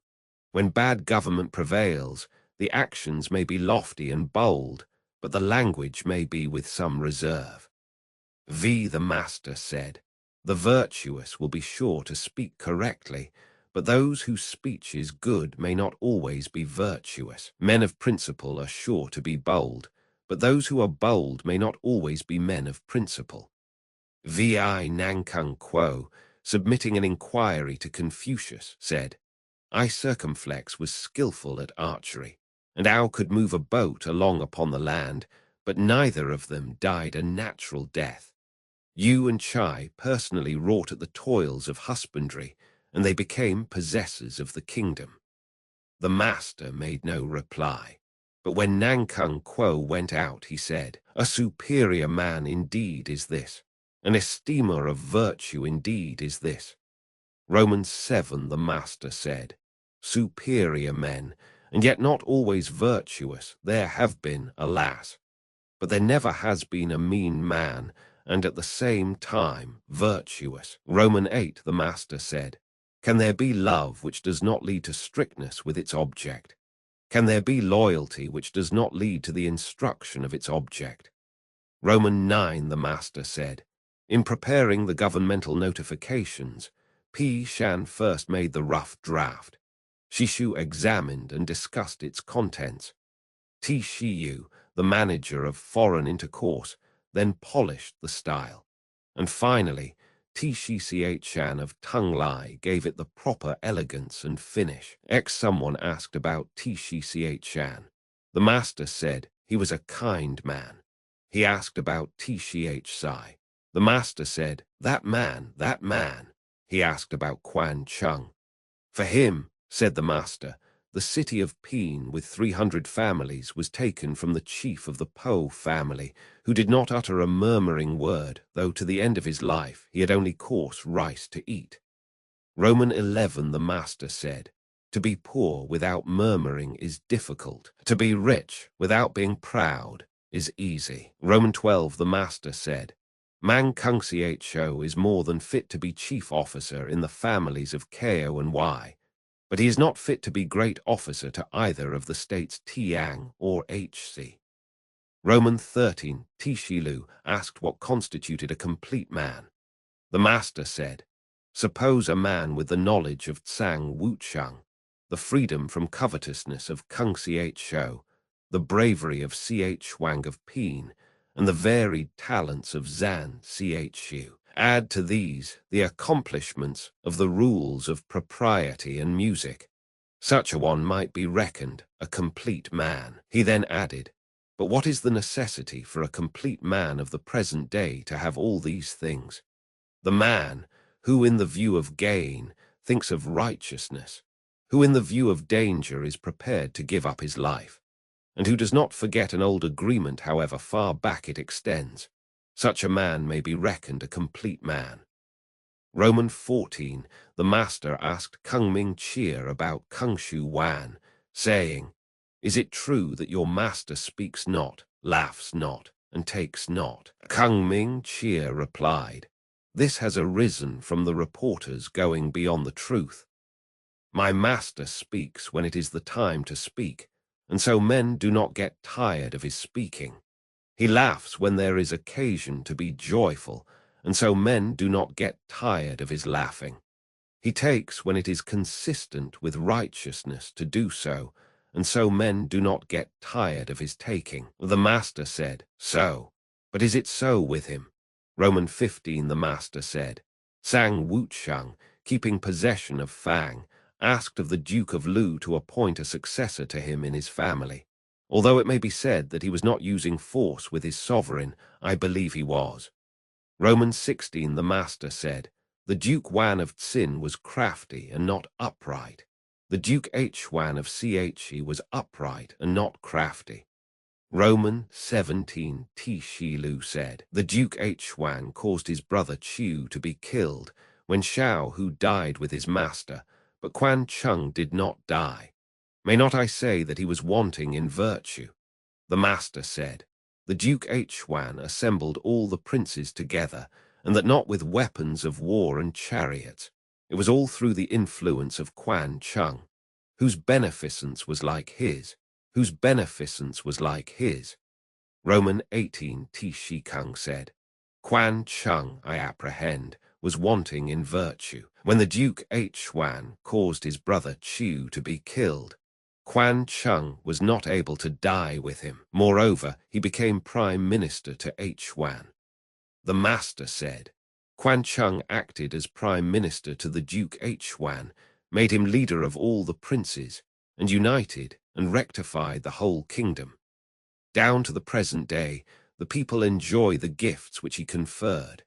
But for Quan Chung, we should now be wearing our hair unbound, and the lappets of our coats buttoning on the left side. Will you require from him the small fidelity of common men and common women, who would commit suicide in a stream or ditch, no one knowing anything about them? Roman 19, the great officer, Scene, who had been family minister to Kung Shu Wan, ascended to the prince's court in company with Wan. The master, having heard of it, said, he deserved to be considered Wan, the accomplished. Roman 20, the master was speaking about the unprincipled course of the Duke Ling of Wei, when Chiang said, since he is of such a character, how is it he does not lose his state? Confucius said, the Changshu Yu has the superintendence of his guests and of strangers. The litanist, Tio, has the management of his ancestral temple, and Wang's son Chia has the direction of the army and forces. With such officers as these, how should he lose his state? Roman 21, the master said, he who speaks without modesty will find it difficult to make his words good. Roman 22, Chan Chiang murdered the Duke Qin of Che. Confucius bathed, went to court, and informed the Duke Ai, saying, Chan Hang has slain his sovereign. I beg that you will undertake to punish him. The Duke said, inform the chiefs of the 3 families of it. Confucius retired and said, following in the rear of the great officers, I did not dare not to represent such a matter, and my prince says, inform the chiefs of the 3 families of it. He went to the chiefs and informed them, but they would not act. Confucius then said, Following in the rear of the great officers, I did not dare not to represent such a matter. Roman 23 Tishilu asked how a ruler should be served. The master said, "Do not impose on him, and moreover, withstand him to his face." Roman 24 The master said, "The progress of the superior man is upwards, the progress of the mean man is downwards." Roman 25 The master said, "In ancient times, men learned with a view to their own improvement. Nowadays, men learn with a view to the approbation of others." Roman 26 Chu Po-yu sent a messenger with friendly inquiries to Confucius. Confucius sat with him and questioned him. "What," said he, "is your master engaged in?" The messenger replied, "My master is anxious to make his faults few, but he has not yet succeeded." He then went out, and the master said, "A messenger indeed, a messenger indeed." Roman 27 The master said, "He who is not in any particular office has nothing to do with plans for the administration of its duties." Roman 28 The philosopher Tsang said, "The superior man in his thoughts does not go out of his place." Roman 29 The master said, "The superior man is modest in his speech, but exceeds in his actions." XXX The master said, "The way of the superior man is threefold, but I am not equal to it. Virtuous, he is free from anxieties. Wise, he is free from perplexities. Bold, he is free from fear." Ti Kung said, "Master, that is what you yourself say." Roman 31 Ti Kung was in the habit of comparing men together. The master said, "Ti must have reached a high pitch of excellence. Now, I have not leisure for this." Roman 32 The master said, "I will not be concerned at men's not knowing me. I will be concerned at my own want of ability." Roman 33 The master said, "He who does not anticipate attempts to deceive him, nor think beforehand of his not being believed, and yet apprehends these things readily when they occur, is he not a man of superior worth?" Roman 34 Wai Shang Mao said to Confucius, "Chu, how is it that you keep roosting about? Is it not that you are an insinuating talker?" Confucius said, "I do not dare to play the part of such a talker, but I hate obstinacy." Roman 35 The master said, "A horse is called a chi, not because of its strength, but because of its other good qualities." Roman 36 Someone said, "What do you say concerning the principle that injury should be recompensed with kindness?" The master said, "With what then will you recompense kindness? Recompense injury with justice, and recompense kindness with kindness." Roman 37 The master said, "Alas, there is no one that knows me." Ti Kung said, "What do you mean by thus saying that no one knows you?" The master replied, "I do not murmur against heaven. I do not grumble against men. My studies lie low, and my penetration rises high. But there is heaven, that knows me." Roman 38 The Kung Po Liaro, having slandered Tishilu to Chai Sun, Tishifu Qingpo informed Confucius of it, saying, "Our master is certainly being led astray by the Kung Po Liaro. But I have still power enough left to cut Liaro off and expose his corpse in the market and in the court." The master said, "If my principles are to advance, it is so ordered. If they are to fall to the ground, it is so ordered. What can the Kung Po Liaro do where such ordering is concerned?" Roman 39 The master said, "Some men of worth retire from the world. Some retire from particular states. Some retire because of disrespectful looks. Some retire because of contradictory language." Excel The master said, "Those who have done this are 7 men. Roman 41 Tishilu happening to pass the night in Shiman, the gatekeeper said to him, "Whom do you come from?" Tishilu said, "From Mr. Keang." "It is he, is it not?" said the other, "who knows the impracticable nature of the times and yet will be doing in them." Roman 42 The master was playing one day on a musical stone in Y, when a man, carrying a straw basket, passed the door of the house where Confucius was, and said, "His heart is full, whoso beats the musical stone." A little while after he added, "How contemptible is the one-ideaed obstinacy those sounds display! When one is taken no notice of, he is simply at once to give over his wish for public employment. Deep water must be crossed with the clothes on. Shallow water may be crossed with the clothes held up." The master said, "How determined is he in his purpose? But this is not difficult." Roman 43 T. Shang said, "What is meant when the shoe says that Cao Tzu, while observing the usual imperial mourning, was for 3 years without speaking?" The master said, "Why must Cao Tzu be referred to as an example of this? The ancients all did so. When the sovereign died, the officers all attended to their several duties, taking instructions from the prime minister for 3 years. Roman 44, the master said, "When rulers love to observe the rules of propriety, the people respond readily to the calls on them for service." Roman 45, T. Shilu asked, "What constituted the superior man?" Master said, "The cultivation of himself in reverential carefulness." "And is this all?" said T. Shilu. "He cultivates himself so as to give rest to others," was the reply. "And is this all?" again asked T. Shilu. The master said, "He cultivates himself so as to give rest to all the people. He cultivates himself so as to give rest to all the people." Even Yao and Shun were still solicitous about this. Roman 46, Yuan Zhang was squatting on his heels, and so waited the approach of the master, who said to him, "In youth not humble as befits a junior, in manhood doing nothing worthy of being handed down, and living on to old age, this is to be a pest." With this, he hit him on the shank with his staff. Roman 47, a youth of the village of Chue was employed by Confucius to carry the messages between him and his visitors. Someone asked about him, saying, "I suppose he has made great progress." The master said, "I observe that he is fond of occupying the seat of a full-grown man.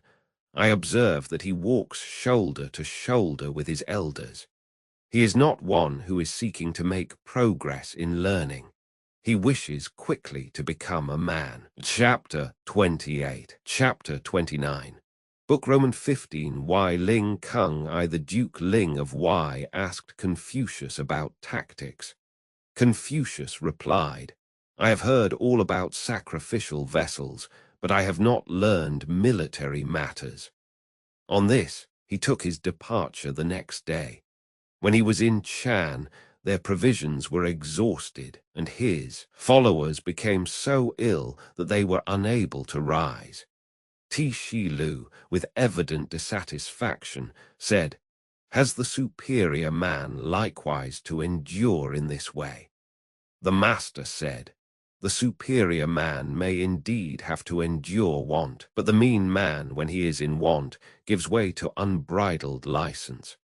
Roman 2, the master said, "T.C. you think, I suppose, that I am one who learns many things and keeps them in memory?" T. Kung replied, "Yes, but perhaps it is not so." "No," was the answer. "I seek a unity all-pervading." Roman 3, the master said, "You, those who know virtue, are few." Roman 4, the master said, "May not Shun be instanced as having governed efficiently without exertion? What did he do? He did nothing but gravely and reverently occupy his royal seat." V.T. Shang asked how a man should conduct himself so as to be everywhere appreciated. The master said, "Let his words be sincere and truthful, and his actions honorable and careful. Such conduct may be practiced among the rude tribes of the south or the north. If his words be not sincere and truthful, and his actions not honorable and careful, will he, with such conduct, be appreciated even in his neighborhood? When he is standing, let him see those two things, as it were, fronting him. When he is in a carriage, let him see them attached to the yoke. Then may he subsequently carry them into practice." Shang wrote these counsels on the end of his sash. Vi, the master said, truly straightforward was the historiographer Yu. When good government prevailed in his state, he was like an arrow. When bad government prevailed, he was like an arrow.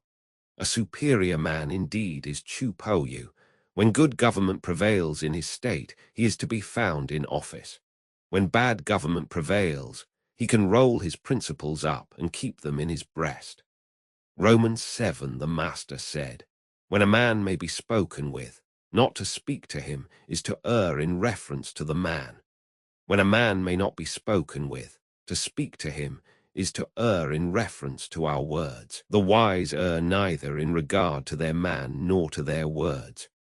Romans 8, the master said, the determined scholar and the man of virtue will not seek to live at the expense of injuring their virtue. They will even sacrifice their lives to preserve their virtue complete. Romans 9, Shi Kung asked about the practice of virtue. The master said, the mechanic who wishes to do his work well must first sharpen his tools. When you are living in any state, take service with the most worthy among its great officers and make friends of the most virtuous among its scholars. Yen Yuan asked how the government of a country should be administered. The master said, follow the seasons of Xia, ride in the state carriage of Yin, wear the ceremonial cap of Chao. Let the music be the Shao with its pantomimes. Banish the songs of Chang and keep far from specious talkers. The songs of Chang are licentious. Specious talkers are dangerous. Romans 11, the master said, if a man take no thought about what is distant, he will find sorrow near at hand. Romans 12, the master said, it is all over. I have not seen one who loves virtue as he loves beauty. Romans 13, the master said, was not Sang Wan like one who had stolen his situation? He knew the virtue and the talents of Hui of Liu Xia, and yet did not procure that he should stand with him in court.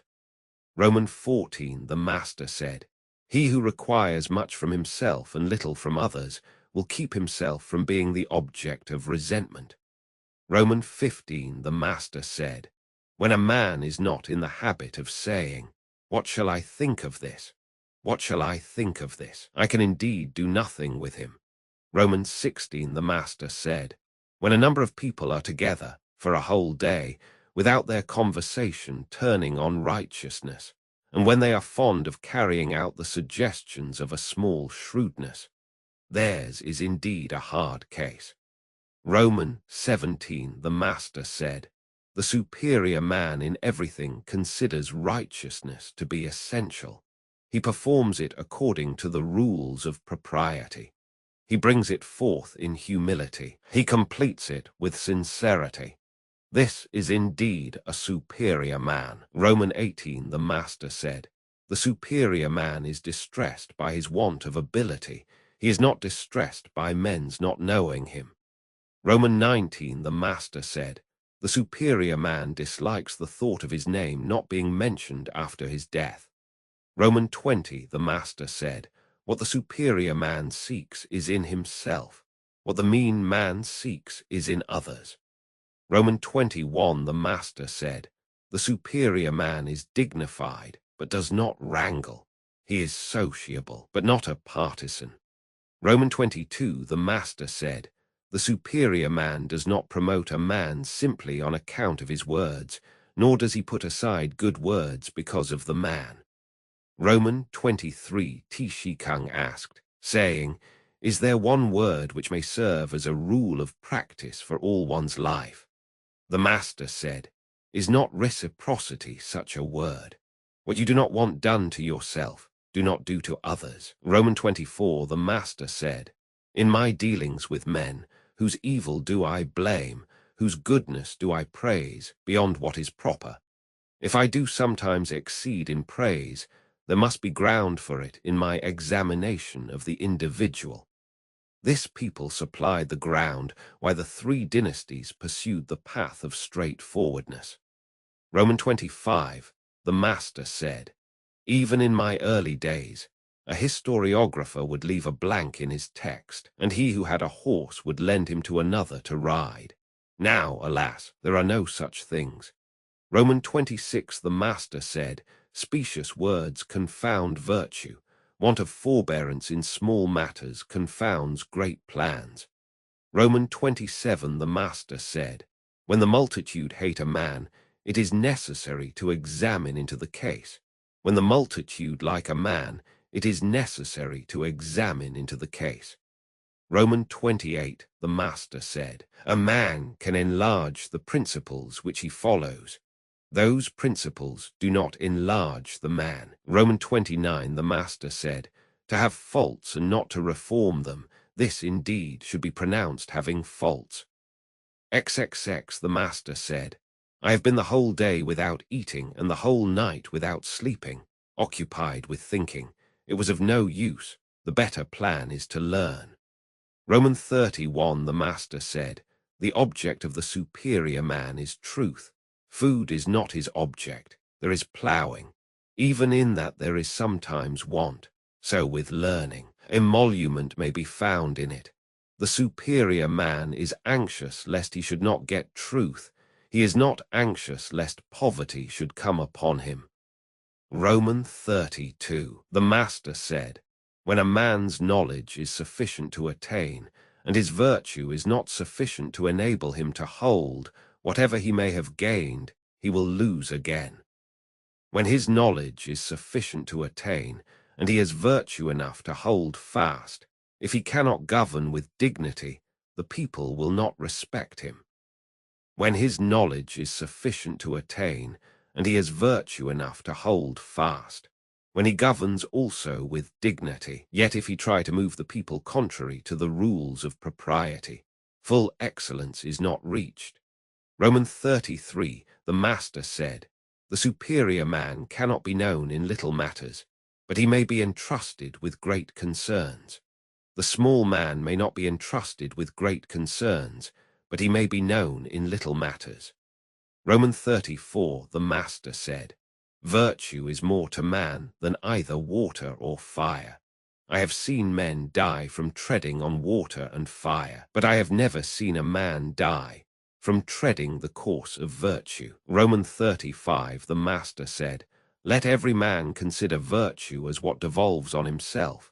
He may not yield the performance of it even to his teacher. Roman 36, the Master said, the superior man is correctly firm, and not firm merely. Roman 37, the Master said, a minister, in serving his prince, reverently discharges his duties, and makes his emolument a secondary consideration. Roman 38, the Master said, in teaching there should be no distinction of classes.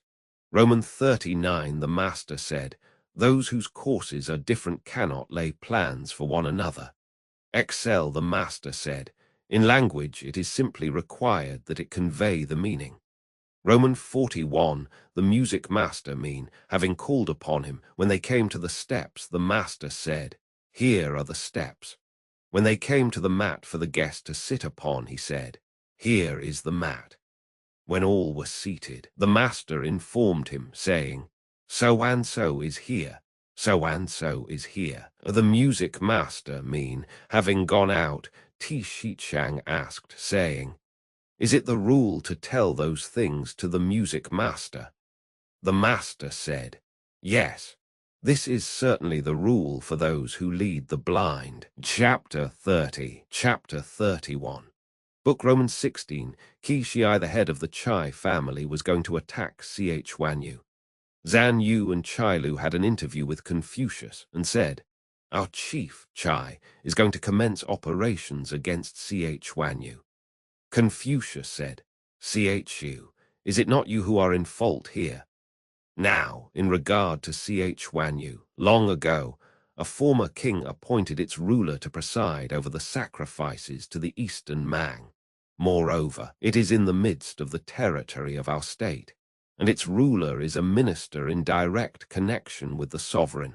What has your chief to do with attacking it? Zan Yu said, Our master wishes the thing, neither of us two ministers wishes it. Confucius said, Chu, there are the words of Chao Zan. When he can put forth his ability, he takes his place in the ranks of office. When he finds himself unable to do so, he retires from it. How can he be used as a guide to a blind man who does not support him when tottering, nor raise him up when fallen? And further, you speak wrongly. When a tiger or rhinoceros escapes from his cage, when a tortoise or piece of jade is injured in its repository, whose is the fault? Zan Yu said, but at present, Wan Yu is strong and near to Pi. If our chief do not now take it, it will hereafter be a sorrow to his descendants. Confucius said, Chu, the superior man hates that declining to say, I want such and such a thing, and framing explanations for the conduct. I have heard that rulers of states and chiefs of families are not troubled lest their people should be few, but are troubled lest they should not keep their several places, that they are not troubled with fears of poverty, but are troubled with fears of a want of contented repose among the people in their several places. For when the people keep their several places, there will be no poverty. When harmony prevails, there will be no scarcity of people. And when there is such a contented repose, there will be no rebellious upsettings. So it is. Therefore, if remoter people are not submissive, all the influences of civil culture and virtue are to be cultivated to attract them to be so. And when they have been so attracted, they must be made contented and tranquil. Now, here are you and Chu, assisting your chief. Remoter people are not submissive, and with your help, he cannot attract them to him. In his own territory, there are divisions and downfalls, leavings and separations, and with your help, he cannot preserve it. And yet he is planning these hostile movements within the state. I am afraid that the sorrow of the Chai Sun family will not be on account of Wan Yu, but will be found within the screen of their own court. Roman II Confucius said, when good government prevails in the empire, ceremonies, music, and punitive military expeditions proceed from the Son of Heaven. When bad government prevails in the empire, ceremonies, music, and punitive military expeditions proceed from the princes. When these things proceed from the princes, as a rule, the cases will be few in which they do not lose their power in 10 generations. When they proceed from the great officers of the princes, as a rule, the cases will be few in which they do not lose their power in 5 generations.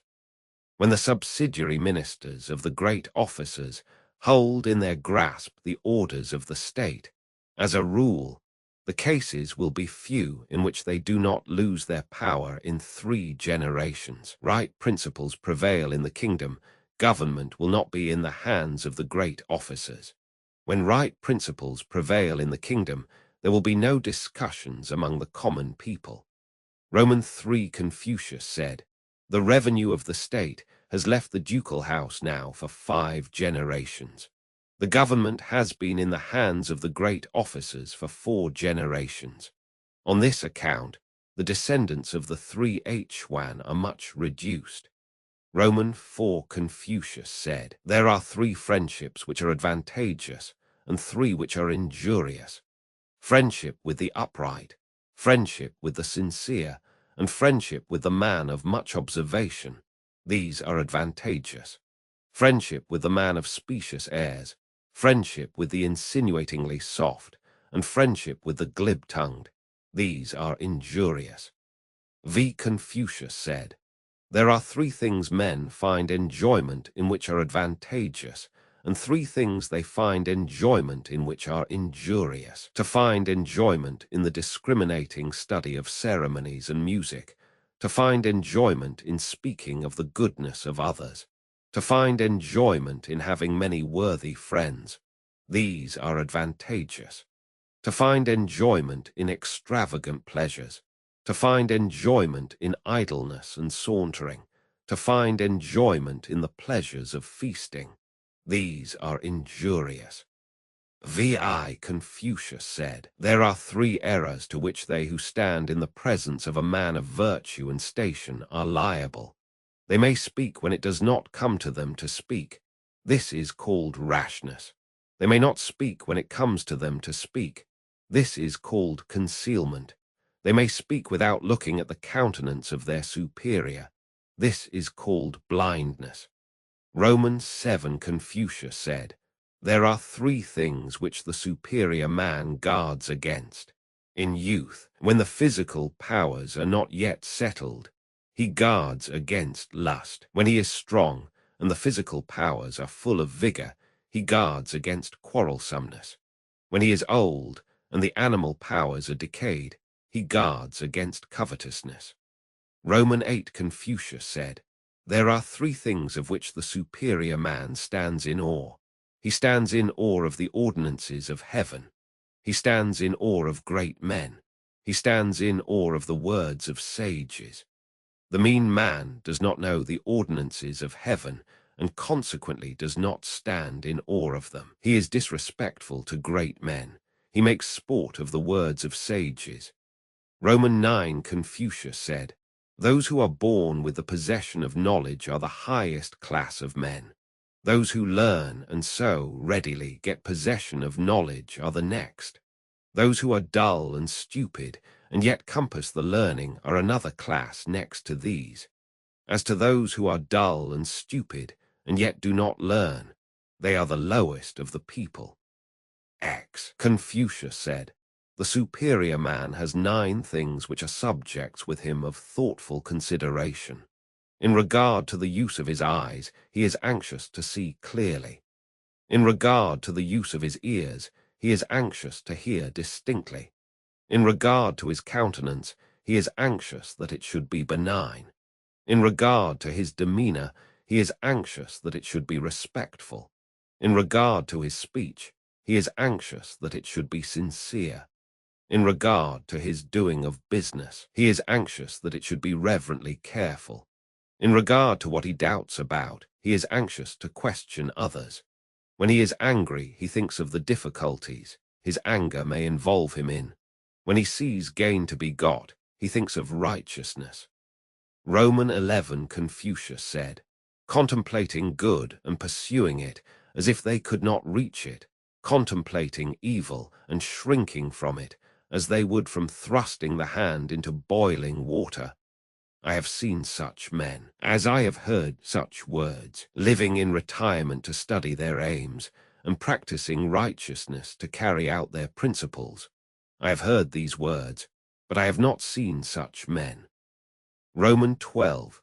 The Duke Qing of Che had 1,000 teams, each of 4 horses, but on the day of his death, the people did not praise him for a single virtue.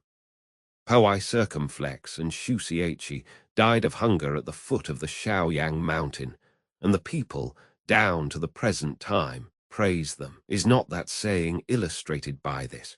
Roman 13 Ch Kang asked Po Yu, saying, "Have you heard any lessons from your father different from what we have all heard?" Po Yu replied, "No. He was standing alone once when I passed below the hall with hasty steps, and said to me, 'Have you learned the odes?' On my replying, 'Not yet,' he added, 'If you do not learn the odes, you will not be fit to converse with.'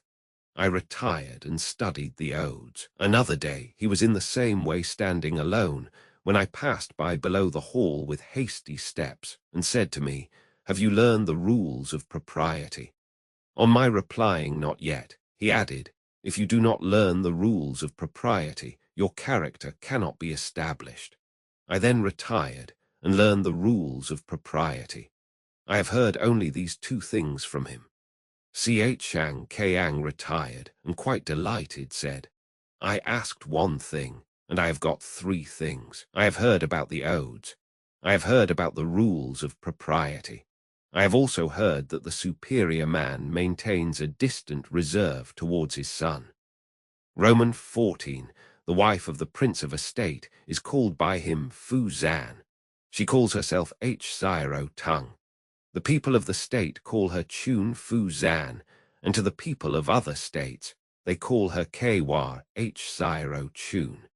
The people of other states also call her Chun Fu Zan. Chapter 32. Chapter 33. Book Romans 17. Yang Ho wished to see Confucius, but Confucius would not go to see him. On this, he sent a present of a pig to Confucius, who, having chosen a time when Ho was not at home, went to pay his respects for the gift. He met him, however, on the way. Ho said to Confucius, "Come, let me speak with you." He then asked, "Can he be called benevolent who keeps his jewel in his bosom and leaves his country to confusion?" Confucius replied, "No." "Can he be called wise who is anxious to be engaged in public employment and yet is constantly losing the opportunity of being so?" Confucius again said, "No. The days and months are passing away. The years do not wait for us." Confucius said, "Right, I will go into office." Roman 2 the master said, "By nature, men are nearly alike. By practice, they get to be wide apart." Roman 3 the master said, "There are only the wise of the highest class and the stupid of the lowest class who cannot be changed." Roman 4 the master, having come to Wuxiechang, heard there the sound of stringed instruments and singing. Well pleased and smiling, he said, "Why use an ox knife to kill a fowl?" Tishiyu replied, "Formerly, master, I heard you say, when the man of high station is well instructed, he loves men. When the man of low station is well instructed, he is easily ruled." The master said, "My disciples, Yen's words are right. What I said was only in sport." V. Kungshan Fu Zhao, when he was holding pie, and in an attitude of rebellion, invited the master to visit him, who was rather inclined to go. Tishilu was displeased and said, "Indeed, you cannot go. Why must you think of going to see Kungshan?" The master said, "Can it be without some reason that he has invited me? If anyone employ me, may I not make an Eastern chow?" Vi Tishichang asked Confucius about perfect virtue. Confucius said, "To be able to practice 5 things everywhere under heaven constitutes perfect virtue." He begged to ask what they were and was told, "Gravity, generosity of soul, sincerity, earnestness, and kindness. If you are grave, you will not be treated with disrespect. If you are generous, you will win all. If you are sincere, people will repose trust in you. If you are earnest, you will accomplish much. If you are kind, this will enable you to employ the services of others." Romans 7 Pi H Psi inviting him to visit him, the master was inclined to go. Tishi Lu said, "Master, formerly I have heard you say, when a man in his own person is guilty of doing evil, a superior man will not associate with him. Pi H Psi is in rebellion, holding possession of Chung Mao. If you go to him, what shall be said?" The master said, "Yes, I did use these words. But is it not said that if a thing be really hard, it may be ground without being made thin? Is it not said that if a thing be really white, it may be steeped in a dark fluid without being made black? Am I a bitter gourd? How can I be hung up out of the way of being eaten?" Roman 8 the master said, Have you heard the 6 words to which are attached 6 becloudings?" You replied, "I have not." "Sit down, and I will tell them to you. There is the love of being benevolent without the love of learning. The beclouding here leads to a foolish simplicity. There is the love of knowing without the love of learning. The beclouding here leads to dissipation of mind. There is the love of being sincere without the love of learning.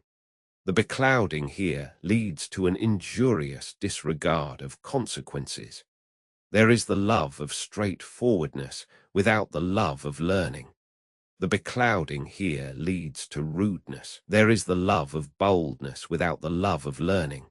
The beclouding here leads to insubordination. There is the love of firmness without the love of learning. The beclouding here leads to extravagant conduct. Roman 9, the master said, "My children, why do you not study the book of poetry? The odes serve to stimulate the mind." They may be used for purposes of self-contemplation. They teach the art of sociability. They show how to regulate feelings of resentment. From them you learn the more immediate duty of serving one's father and the remoter one of serving one's prince. From them we become largely acquainted with the names of birds, beasts, and plants. The master said to Po Yu, "Do you give yourself to the Chao Nan and the Shao Nan?" The man who has not studied the Chao Nan and the Shao Nan is like one who stands with his face right against a wall. Is he not so? Roman 11, the master said, "It is according to the rules of propriety, they say. It is according to the rules of propriety, they say. Are gems and silk all that is meant by propriety? It is music, they say. It is music, they say. Are bells and drums all that is meant by music?" Roman 12, the master said, "He who puts on an appearance of stern firmness, while inwardly he is weak, is like one of the small, mean people. Yeah, is he not like the thief who breaks through or climbs over a wall?" Roman 13, the master said, "Your good, careful people of the villages are the thieves of virtue." Roman 14, the master said, "To tell, as we go along, what we have heard on the way, is to cast away our virtue." Roman 15, the master said, "There are those mean creatures, how impossible it is along with them to serve one's prince. While they have not got their aims, their anxiety is how to get them. When they have got them, their anxiety is lest they should lose them. When they are anxious lest such things should be lost, there is nothing to which they will not proceed." Romans 16, the master said, "Anciently, men had three failings, which now, perhaps, are not to be found. The high-mindedness of antiquity showed itself in a disregard of small things. The high-mindedness of the present day shows itself in wild license. The stern dignity of antiquity showed itself in grave reserve. The stern dignity of the present day shows itself in quarrelsome perverseness. The stupidity of antiquity showed itself in straightforwardness. The stupidity of the present day shows itself in sheer deceit." Roman 17, the master said, "Fine words and an insinuating appearance are seldom associated with virtue." Roman 18, the master said, "I hate the manner in which purple takes away the luster of vermilion. I hate the way in which the songs of Chang confound the music of the Ya. I hate those who with their sharp mouths overthrow kingdoms and families." Roman 19, the master said, "I would prefer not speaking." Tishi Kung said, "If you, master, do not speak, what shall we, your disciples, have to record?" The master said, "Does heaven speak? The four seasons pursue their courses, and all things are continually being produced, but does heaven say anything?" Roman 20, Zhu Pei wished to see Confucius, but Confucius declined, on the ground of being sick to see him. When the bearer of this message went out at the door, the master took his lute and sang to it, in order that Pei might hear him. Roman 21, Tsai Wo asked about the 3 years mourning for parents, saying that 1 year was long enough. "If the superior man," said he, "abstains for 3 years from the observances of propriety, those observances will be quite lost. If for 3 years he abstains from music, music will be ruined. Within a year the old grain is exhausted, and the new grain has sprung up, and in procuring fire by friction, we go through all the changes of wood for that purpose. After a complete year, the mourning may stop." The master said, "If you were, after a year, to eat good rice, and wear embroidered clothes, would you feel at ease?" "I should," replied Wo. The master said, "If you can feel at ease, do it. But a superior man, during the whole period of mourning, does not enjoy pleasant food which he may eat, nor derive pleasure from music which he may hear. He also does not feel at ease if he is comfortably lodged. Therefore he does not do what you propose, but now you feel at ease and may do it." Tsai Wo then went out, and the master said, This shows you's want of virtue. It is not till a child is 3 years old that it is allowed to leave the arms of its parents, and the 3 years mourning is universally observed throughout the empire. Did you enjoy the 3 years love of his parents? Roman 22, the master said, hard is it to deal with him, who will stuff himself with food the whole day, without applying his mind to anything good. Are there not gamesters and chess players? To be one of these would still be better than doing nothing at all. Roman 23, Tishilu said, does the superior man esteem valor? The master said, the superior man holds righteousness to be of highest importance. A man in a superior situation, having valor without righteousness, will be guilty of insubordination. One of the lower people having valor without righteousness will commit robbery. Roman 24, Tishikung said, has the superior man his hatreds also? The master said, he has his hatreds. He hates those who proclaim the evil of others. He hates the man who, being in a low station, slanders his superiors. He hates those who have valor merely, and are unobservant of propriety. He hates those who are forward and determined, and at the same time of contracted understanding. The master then inquired, Tisi, have you also your hatreds? Tishikung replied, I hate those who pry out matters and ascribe the knowledge to their wisdom. I hate those who are only not modest and think that they are valorous.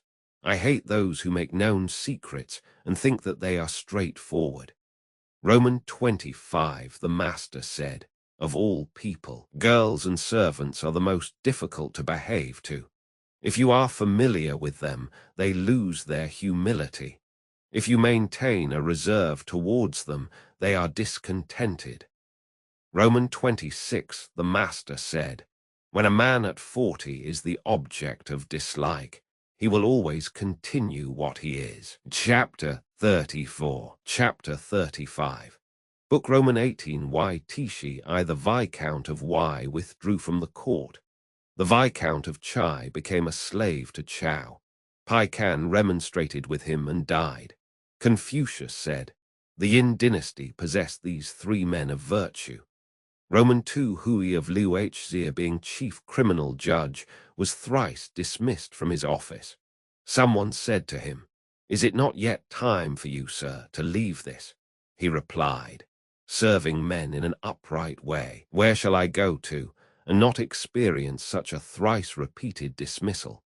If I choose to serve men in a crooked way, what necessity is there for me to leave the country of my parents?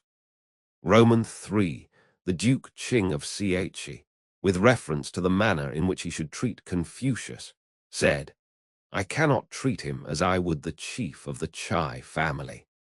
I will treat him in a manner between that accorded to the chief of the Chai, and that given to the chief of the Mang family. He also said, I am old, I cannot use his doctrines.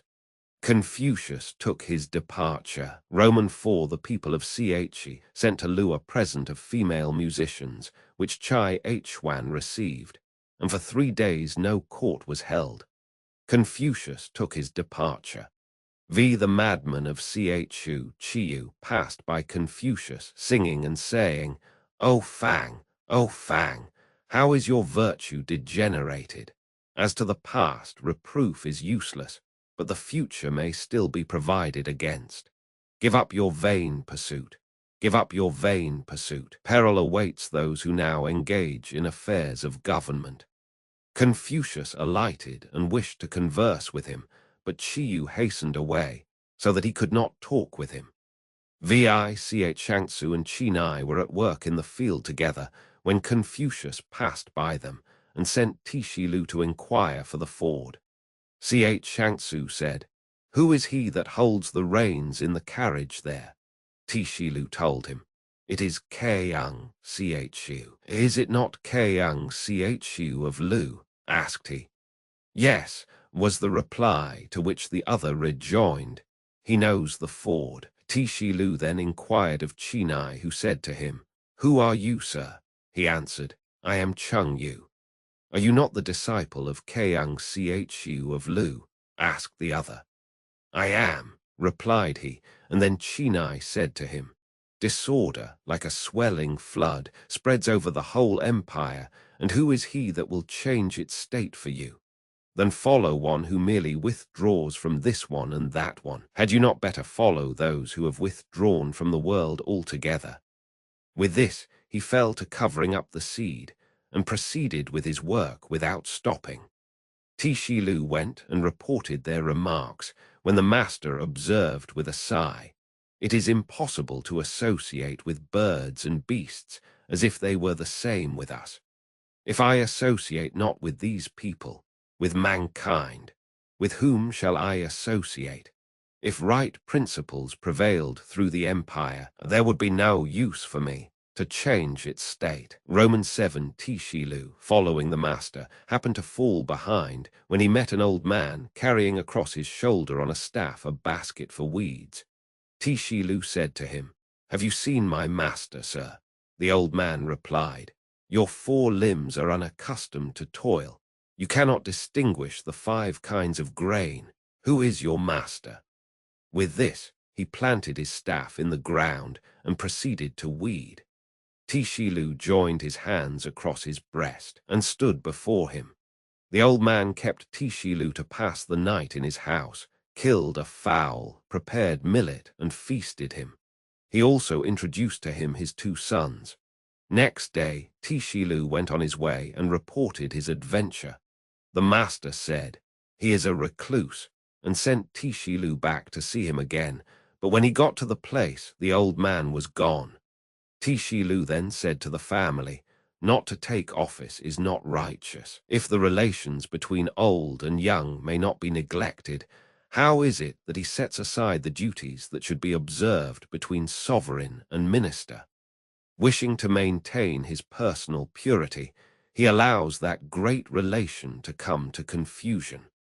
A superior man takes office and performs the righteous duties belonging to it. As to the failure of right principles to make progress, he is aware of that." Roman 8. The men who have retired to privacy from the world have been Poai circumflex, Shusiachi, Yuchang, I circumflexi, Chuchang, Hui of Liu Hzia and Shaolian. The master said, refusing to surrender their wills or to submit to any taint in their persons. Such, I think, were Poai circumflex and Shusiachi. It may be said of Hui of Liu Hzia and of Shaolian that they surrendered their wills and submitted to taint in their persons, but their words corresponded with reason, and their actions were such as men are anxious to see. This is all that is to be remarked in them. It may be said of Yuchang and I circumflexi that, while they hid themselves in their seclusion, they gave a license to their words. But in their persons they succeeded in preserving their purity, and in their retirement they acted according to the exigency of the times. I am different from all these. I have no course for which I am predetermined, and no course against which I am predetermined. Roman 9. The grand music master, Chi, went to Chu. Kan, the master of the band at the second meal, went to Chu. Lyro, the band master at the third meal, went to Tsai. Chue, the band master at the fourth meal, went to Chin. Fangshu, the drum master, withdrew to the north of the river. Wu, the master of the hand drum, withdrew to the Han. Yang, the assistant music master, and Xiang, master of the musical stone, withdrew to an island in the sea.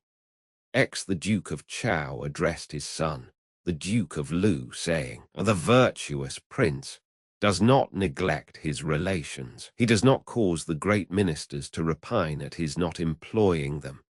Without some great cause, he does not dismiss from their offices the members of old families.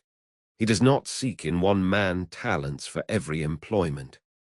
Roman 11. To Chao belonged the 8 officers, Po Ta, Po Quo, Chung Tu, Chung Hwu, Shu Ya, Shu Hzia, Chai Sui, and Chai Kwa. Chapter 36. Chapter 37. Book Roman 19. Tishichang I Tishichang said, The scholar, trained for public duty, seeing threatening danger, is prepared to sacrifice his life. When the opportunity of gain is presented to him, he thinks of righteousness. In sacrificing, his thoughts are reverential.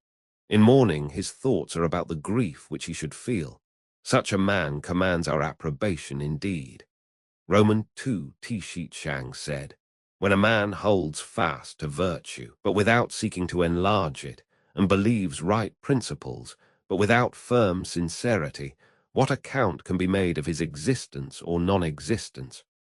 Roman 3, the disciples of Zia asked Chang about the principles that should characterize mutual intercourse. Chang asked, "What does Zia say on the subject?" They replied, Zia says, "Associate with those who can advantage you. Put away from you those who cannot do so." Shang observed, "This is different from what I have learned. The superior man honors the talented and virtuous, and bears with all. He praises the good, and pities the incompetent. Am I possessed of great talents and virtue? Who is there among men whom I will not bear with? Am I devoid of talents and virtue? Men will put me away from them. What have we to do with the putting away of others?"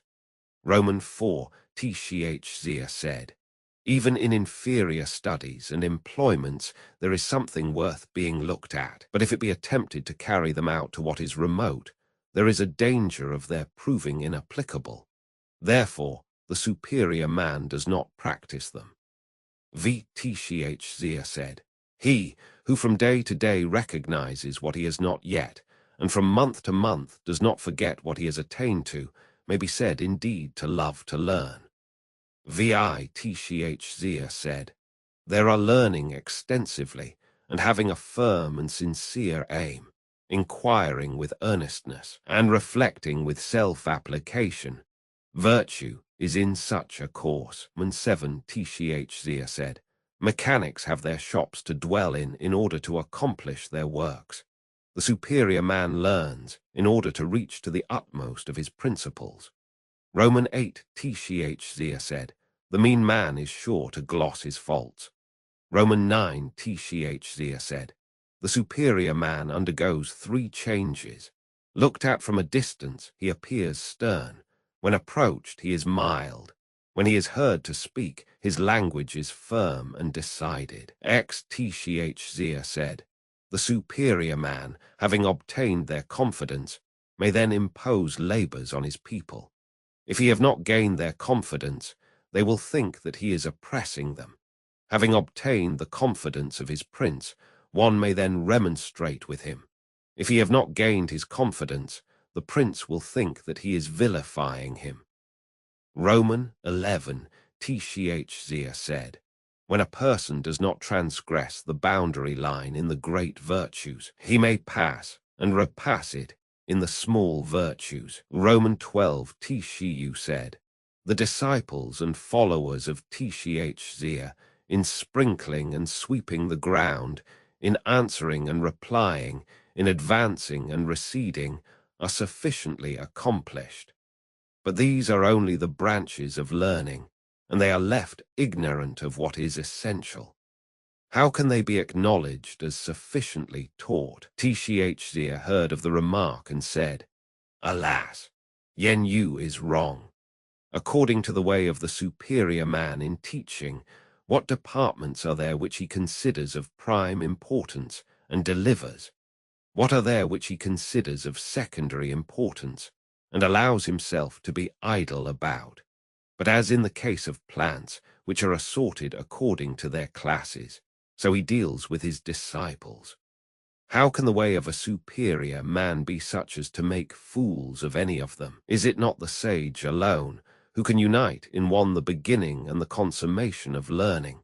Roman 13 Zia said, "The officer, having discharged all his duties, should devote his leisure to learning. The student, having completed his learning, should apply himself to be an officer." Roman 14 Zia said, "Mourning, having been carried to the utmost degree of grief, should stop with that." Roman 15 Tchzia said, "My friend Chang can do things which are hard to be done, but yet he is not perfectly virtuous." Romans 16 The philosopher Tsang said, "How imposing is the manner of Chang! It is difficult along with him to practice virtue." Romans 17 The philosopher Tsang said, "I heard this from our master. Men may not have shown what is in them to the full extent, and yet they will be found to do so on occasion of mourning for their parents." Roman 18 The philosopher Tsang said, "I have heard this from our master. The filial piety of Mang Ch Wang, in other matters, was what other men are competent to, but as seen in his not changing the ministers of his father, nor his father's mode of government, it is difficult to be attained to." Roman 19 The chief of the Mang family having appointed Yang Fu to be chief criminal judge, the latter consulted the philosopher Tsang. Tsang said, "The rulers have failed in their duties, and the people consequently have been disorganized for a long time. When you have found out the truth of any accusation, be grieved for and pity them, and do not feel joy at your own ability." Roman 20 Tishi Kung said, "Chao's wickedness was not so great as that name implies. Therefore, the superior man hates to dwell in a low-lying situation, where all the evil of the world will flow in upon him." Roman 21 Tishi Kung said, "The faults of the superior man are like the eclipses of the sun and moon. He has his faults, and all men see them. He changes again, and all men look up to him." Roman 22 Kung Sun Chao of Y asked Tishi Kung, saying, "From whom did Chung Nai get his learning?" Tishi Kung replied, "The doctrines of Wan and Wu have not yet fallen to the ground. They are to be found among men. Men of talents and virtue remember the greater principles of them, and others, not possessing such talents and virtue, remember the smaller. Thus, all possess the doctrines of Wan and Wu. Where could our master go that he should not have an opportunity of learning them? And yet what necessity was there for his having a regular master?" Roman 23 Shusun Wushu observed to the great officers in the court, saying, "Tishi Kung is superior to Chung Nai." Tishi Fu Qingpo reported the observation to Tishi Kung, who said, "Let me use the comparison of a house and its encompassing wall. My wall only reaches to the shoulders. One may peep over it and see whatever is valuable in the apartments. The wall of my master is several fathoms high. If one do not find the door and enter by it, he cannot see the ancestral temple with its beauties, nor all the officers in their rich array. But I may assume that they are few who find the door. Was not the observation of the chief only what might have been expected?" Roman 24 Shusun Wushu having spoken revilingly of Chung Nai, Tishi Kung said, "It is of no use doing so. Chung Nai cannot be reviled. The talents and virtue of other men are hillocks and mounds which may be stepped over. Chung Nai is the sun or moon, which it is not possible to step over. Although a man may wish to cut himself off from the sage, what harm can he do to the sun or moon? He only shows that he does not know his own capacity." Roman 25 Chan Tishi Chin, addressing Tishi Kung, said, "You are too modest. How can Chung Nai be said to be superior to you?" Tishi Kung said to him, "For one word a man is often deemed to be wise, and for one word he is often deemed to be foolish. We ought to be careful indeed in what we say. Our master cannot be attained to, just in the same way as the heavens cannot be gone up to by the steps of a stair. Were our master in the position of the ruler of a state or the chief of a family, we should find verified the description which has been given of a sage's rule. He would plant the people, and forthwith they would be established. He would lead them on, and forthwith they would follow him. He would make them happy, and forthwith multitudes would resort to his dominions. He would stimulate them, and forthwith they would be harmonious. While he lived, he would be glorious. When he died, he would be bitterly lamented. How is it possible for him to be attained to? Chapter 38. Chapter 39. Book Roman 20 Yao Yuai Yao said, "Oh, you Shun, the heaven-determined order of succession now rests in your person. Sincerely hold fast the due mean. If there shall be distress and want within the 4 seas, the heavenly revenue will come to a perpetual end." Shun also used the same language in giving charge to you. Tiang said, "I, the child Lai, presume to use a dark-colored victim, and presume to announce to thee, O most great and sovereign God, that the sinner I dare not pardon, and thy ministers, O God, I do not keep in obscurity. The examination of them is by thy mind, O God. If in my person I commit offenses, they are not to be attributed to you, the people of the myriad regions. If you in the myriad regions commit offenses, these offenses must rest on my person." Chao conferred great gifts, and the good were enriched. Although he has his near relatives, they are not equal to my virtuous men.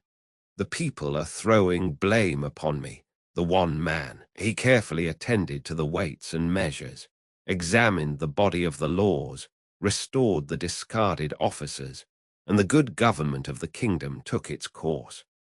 He revived states that had been extinguished, restored families whose line of succession had been broken, and called to office those who had retired into obscurity, so that throughout the kingdom the hearts of the people turned towards him.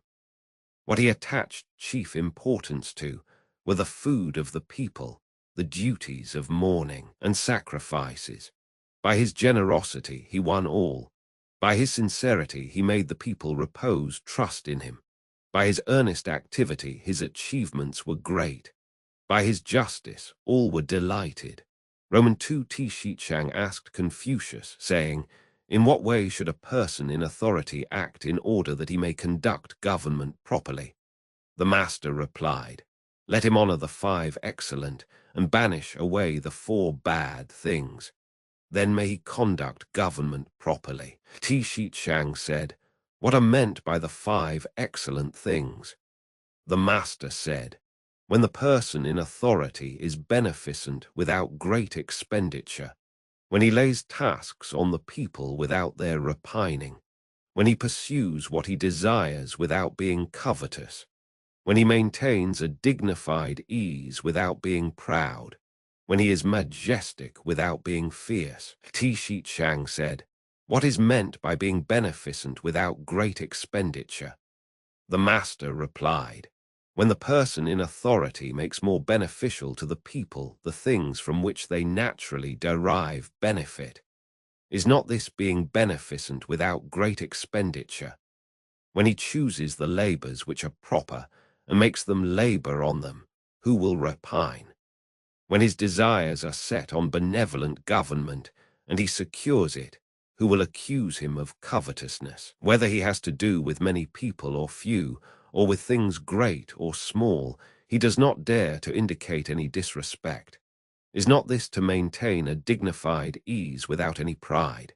He adjusts his clothes and cap and throws a dignity into his looks, so that, thus dignified, he is looked at with awe. Is not this to be majestic without being fierce?" T. Shichang then asked, "What are meant by the 4 bad things?" The master said, "To put the people to death without having instructed them. This is called cruelty. To require from them, suddenly, the full tale of work without having given them warning. This is called oppression. To issue orders as if without urgency at first, and when the time comes, to insist on them with severity. This is called injury. And generally in the giving pay or rewards to men, to do it in a stingy way. This is called acting the part of a mere official." Roman 3, the master said, "Without recognizing the ordinances of heaven, it is impossible to be a superior man. Without an acquaintance with the rules of propriety, it is impossible for the character to be established. Without knowing the force of words, it is impossible to know men. Colophon Analects was compiled from teachings dating circa 500 BC attributed to Confucius. It was translated from classical Chinese in 1861 by James Legge. An anonymous sponsor sponsored the production of this ebook for Standard eBooks. It was produced by Alex Cabal and is based on a transcription produced in 2002 by an anonymous volunteer for and on digital scans from the Internet Archive. The cover page is adapted from Confucius the Just, a painting completed in 1925 by Nicholas Roerich. The cover and title pages feature the League Spartan and Sorts Mill Gaudi typefaces created in 2014 and 2009 by the League of Movable Type. This edition was released on June 30, 2026, 2:48 a.m. and is based on revision 33E0E21. The first edition of this ebook was released on June 24, 2026, 11:04 p.m. You can check for updates to this ebook, view its revision history, or download it for different reading systems at Standard Books. org/ebooks/Confucius/Analects/James Legge. The volunteer-driven Standard eBooks project relies on readers like you to submit typos, corrections, and other improvements. Anyone can contribute at Standard Books. Org. Uncopyright, may you do good and not evil. May you find forgiveness for yourself and forgive others. May you share freely, never taking more than you give. Copyright pages exist to tell you that you can't do something. Unlike them, this uncopyright page exists to tell you that the writing and artwork in this ebook are believed to be in the United States public domain.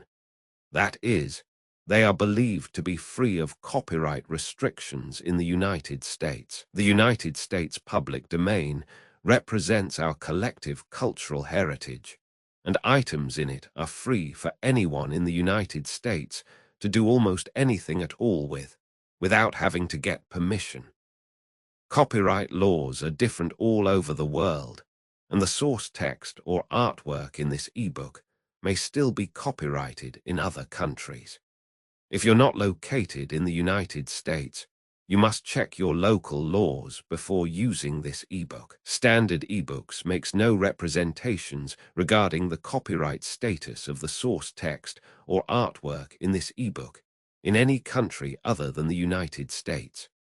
Non-authorship activities performed on items that are in the public domain, so-called sweat of the brow work, don't create a new copyright. That means that nobody can claim a new copyright on an item that is in the public domain for, among other things, work like digitization, markup, or typography. Regardless, the contributors to this ebook release their contributions under the terms in the CC01. 0 Universal Public Domain Dedication, thus dedicating to the worldwide public domain all of the work they've done on this ebook, including but not limited to metadata, the title page, imprint, colophon, this uncopyright, and any changes or enhancements to or markup on the original text and artwork. This dedication doesn't change the copyright status of the source text or artwork. We make this dedication in the interest of enriching our global cultural heritage, to promote free and Libra culture around the world, and to give back to the unrestricted culture that has given all of us so much.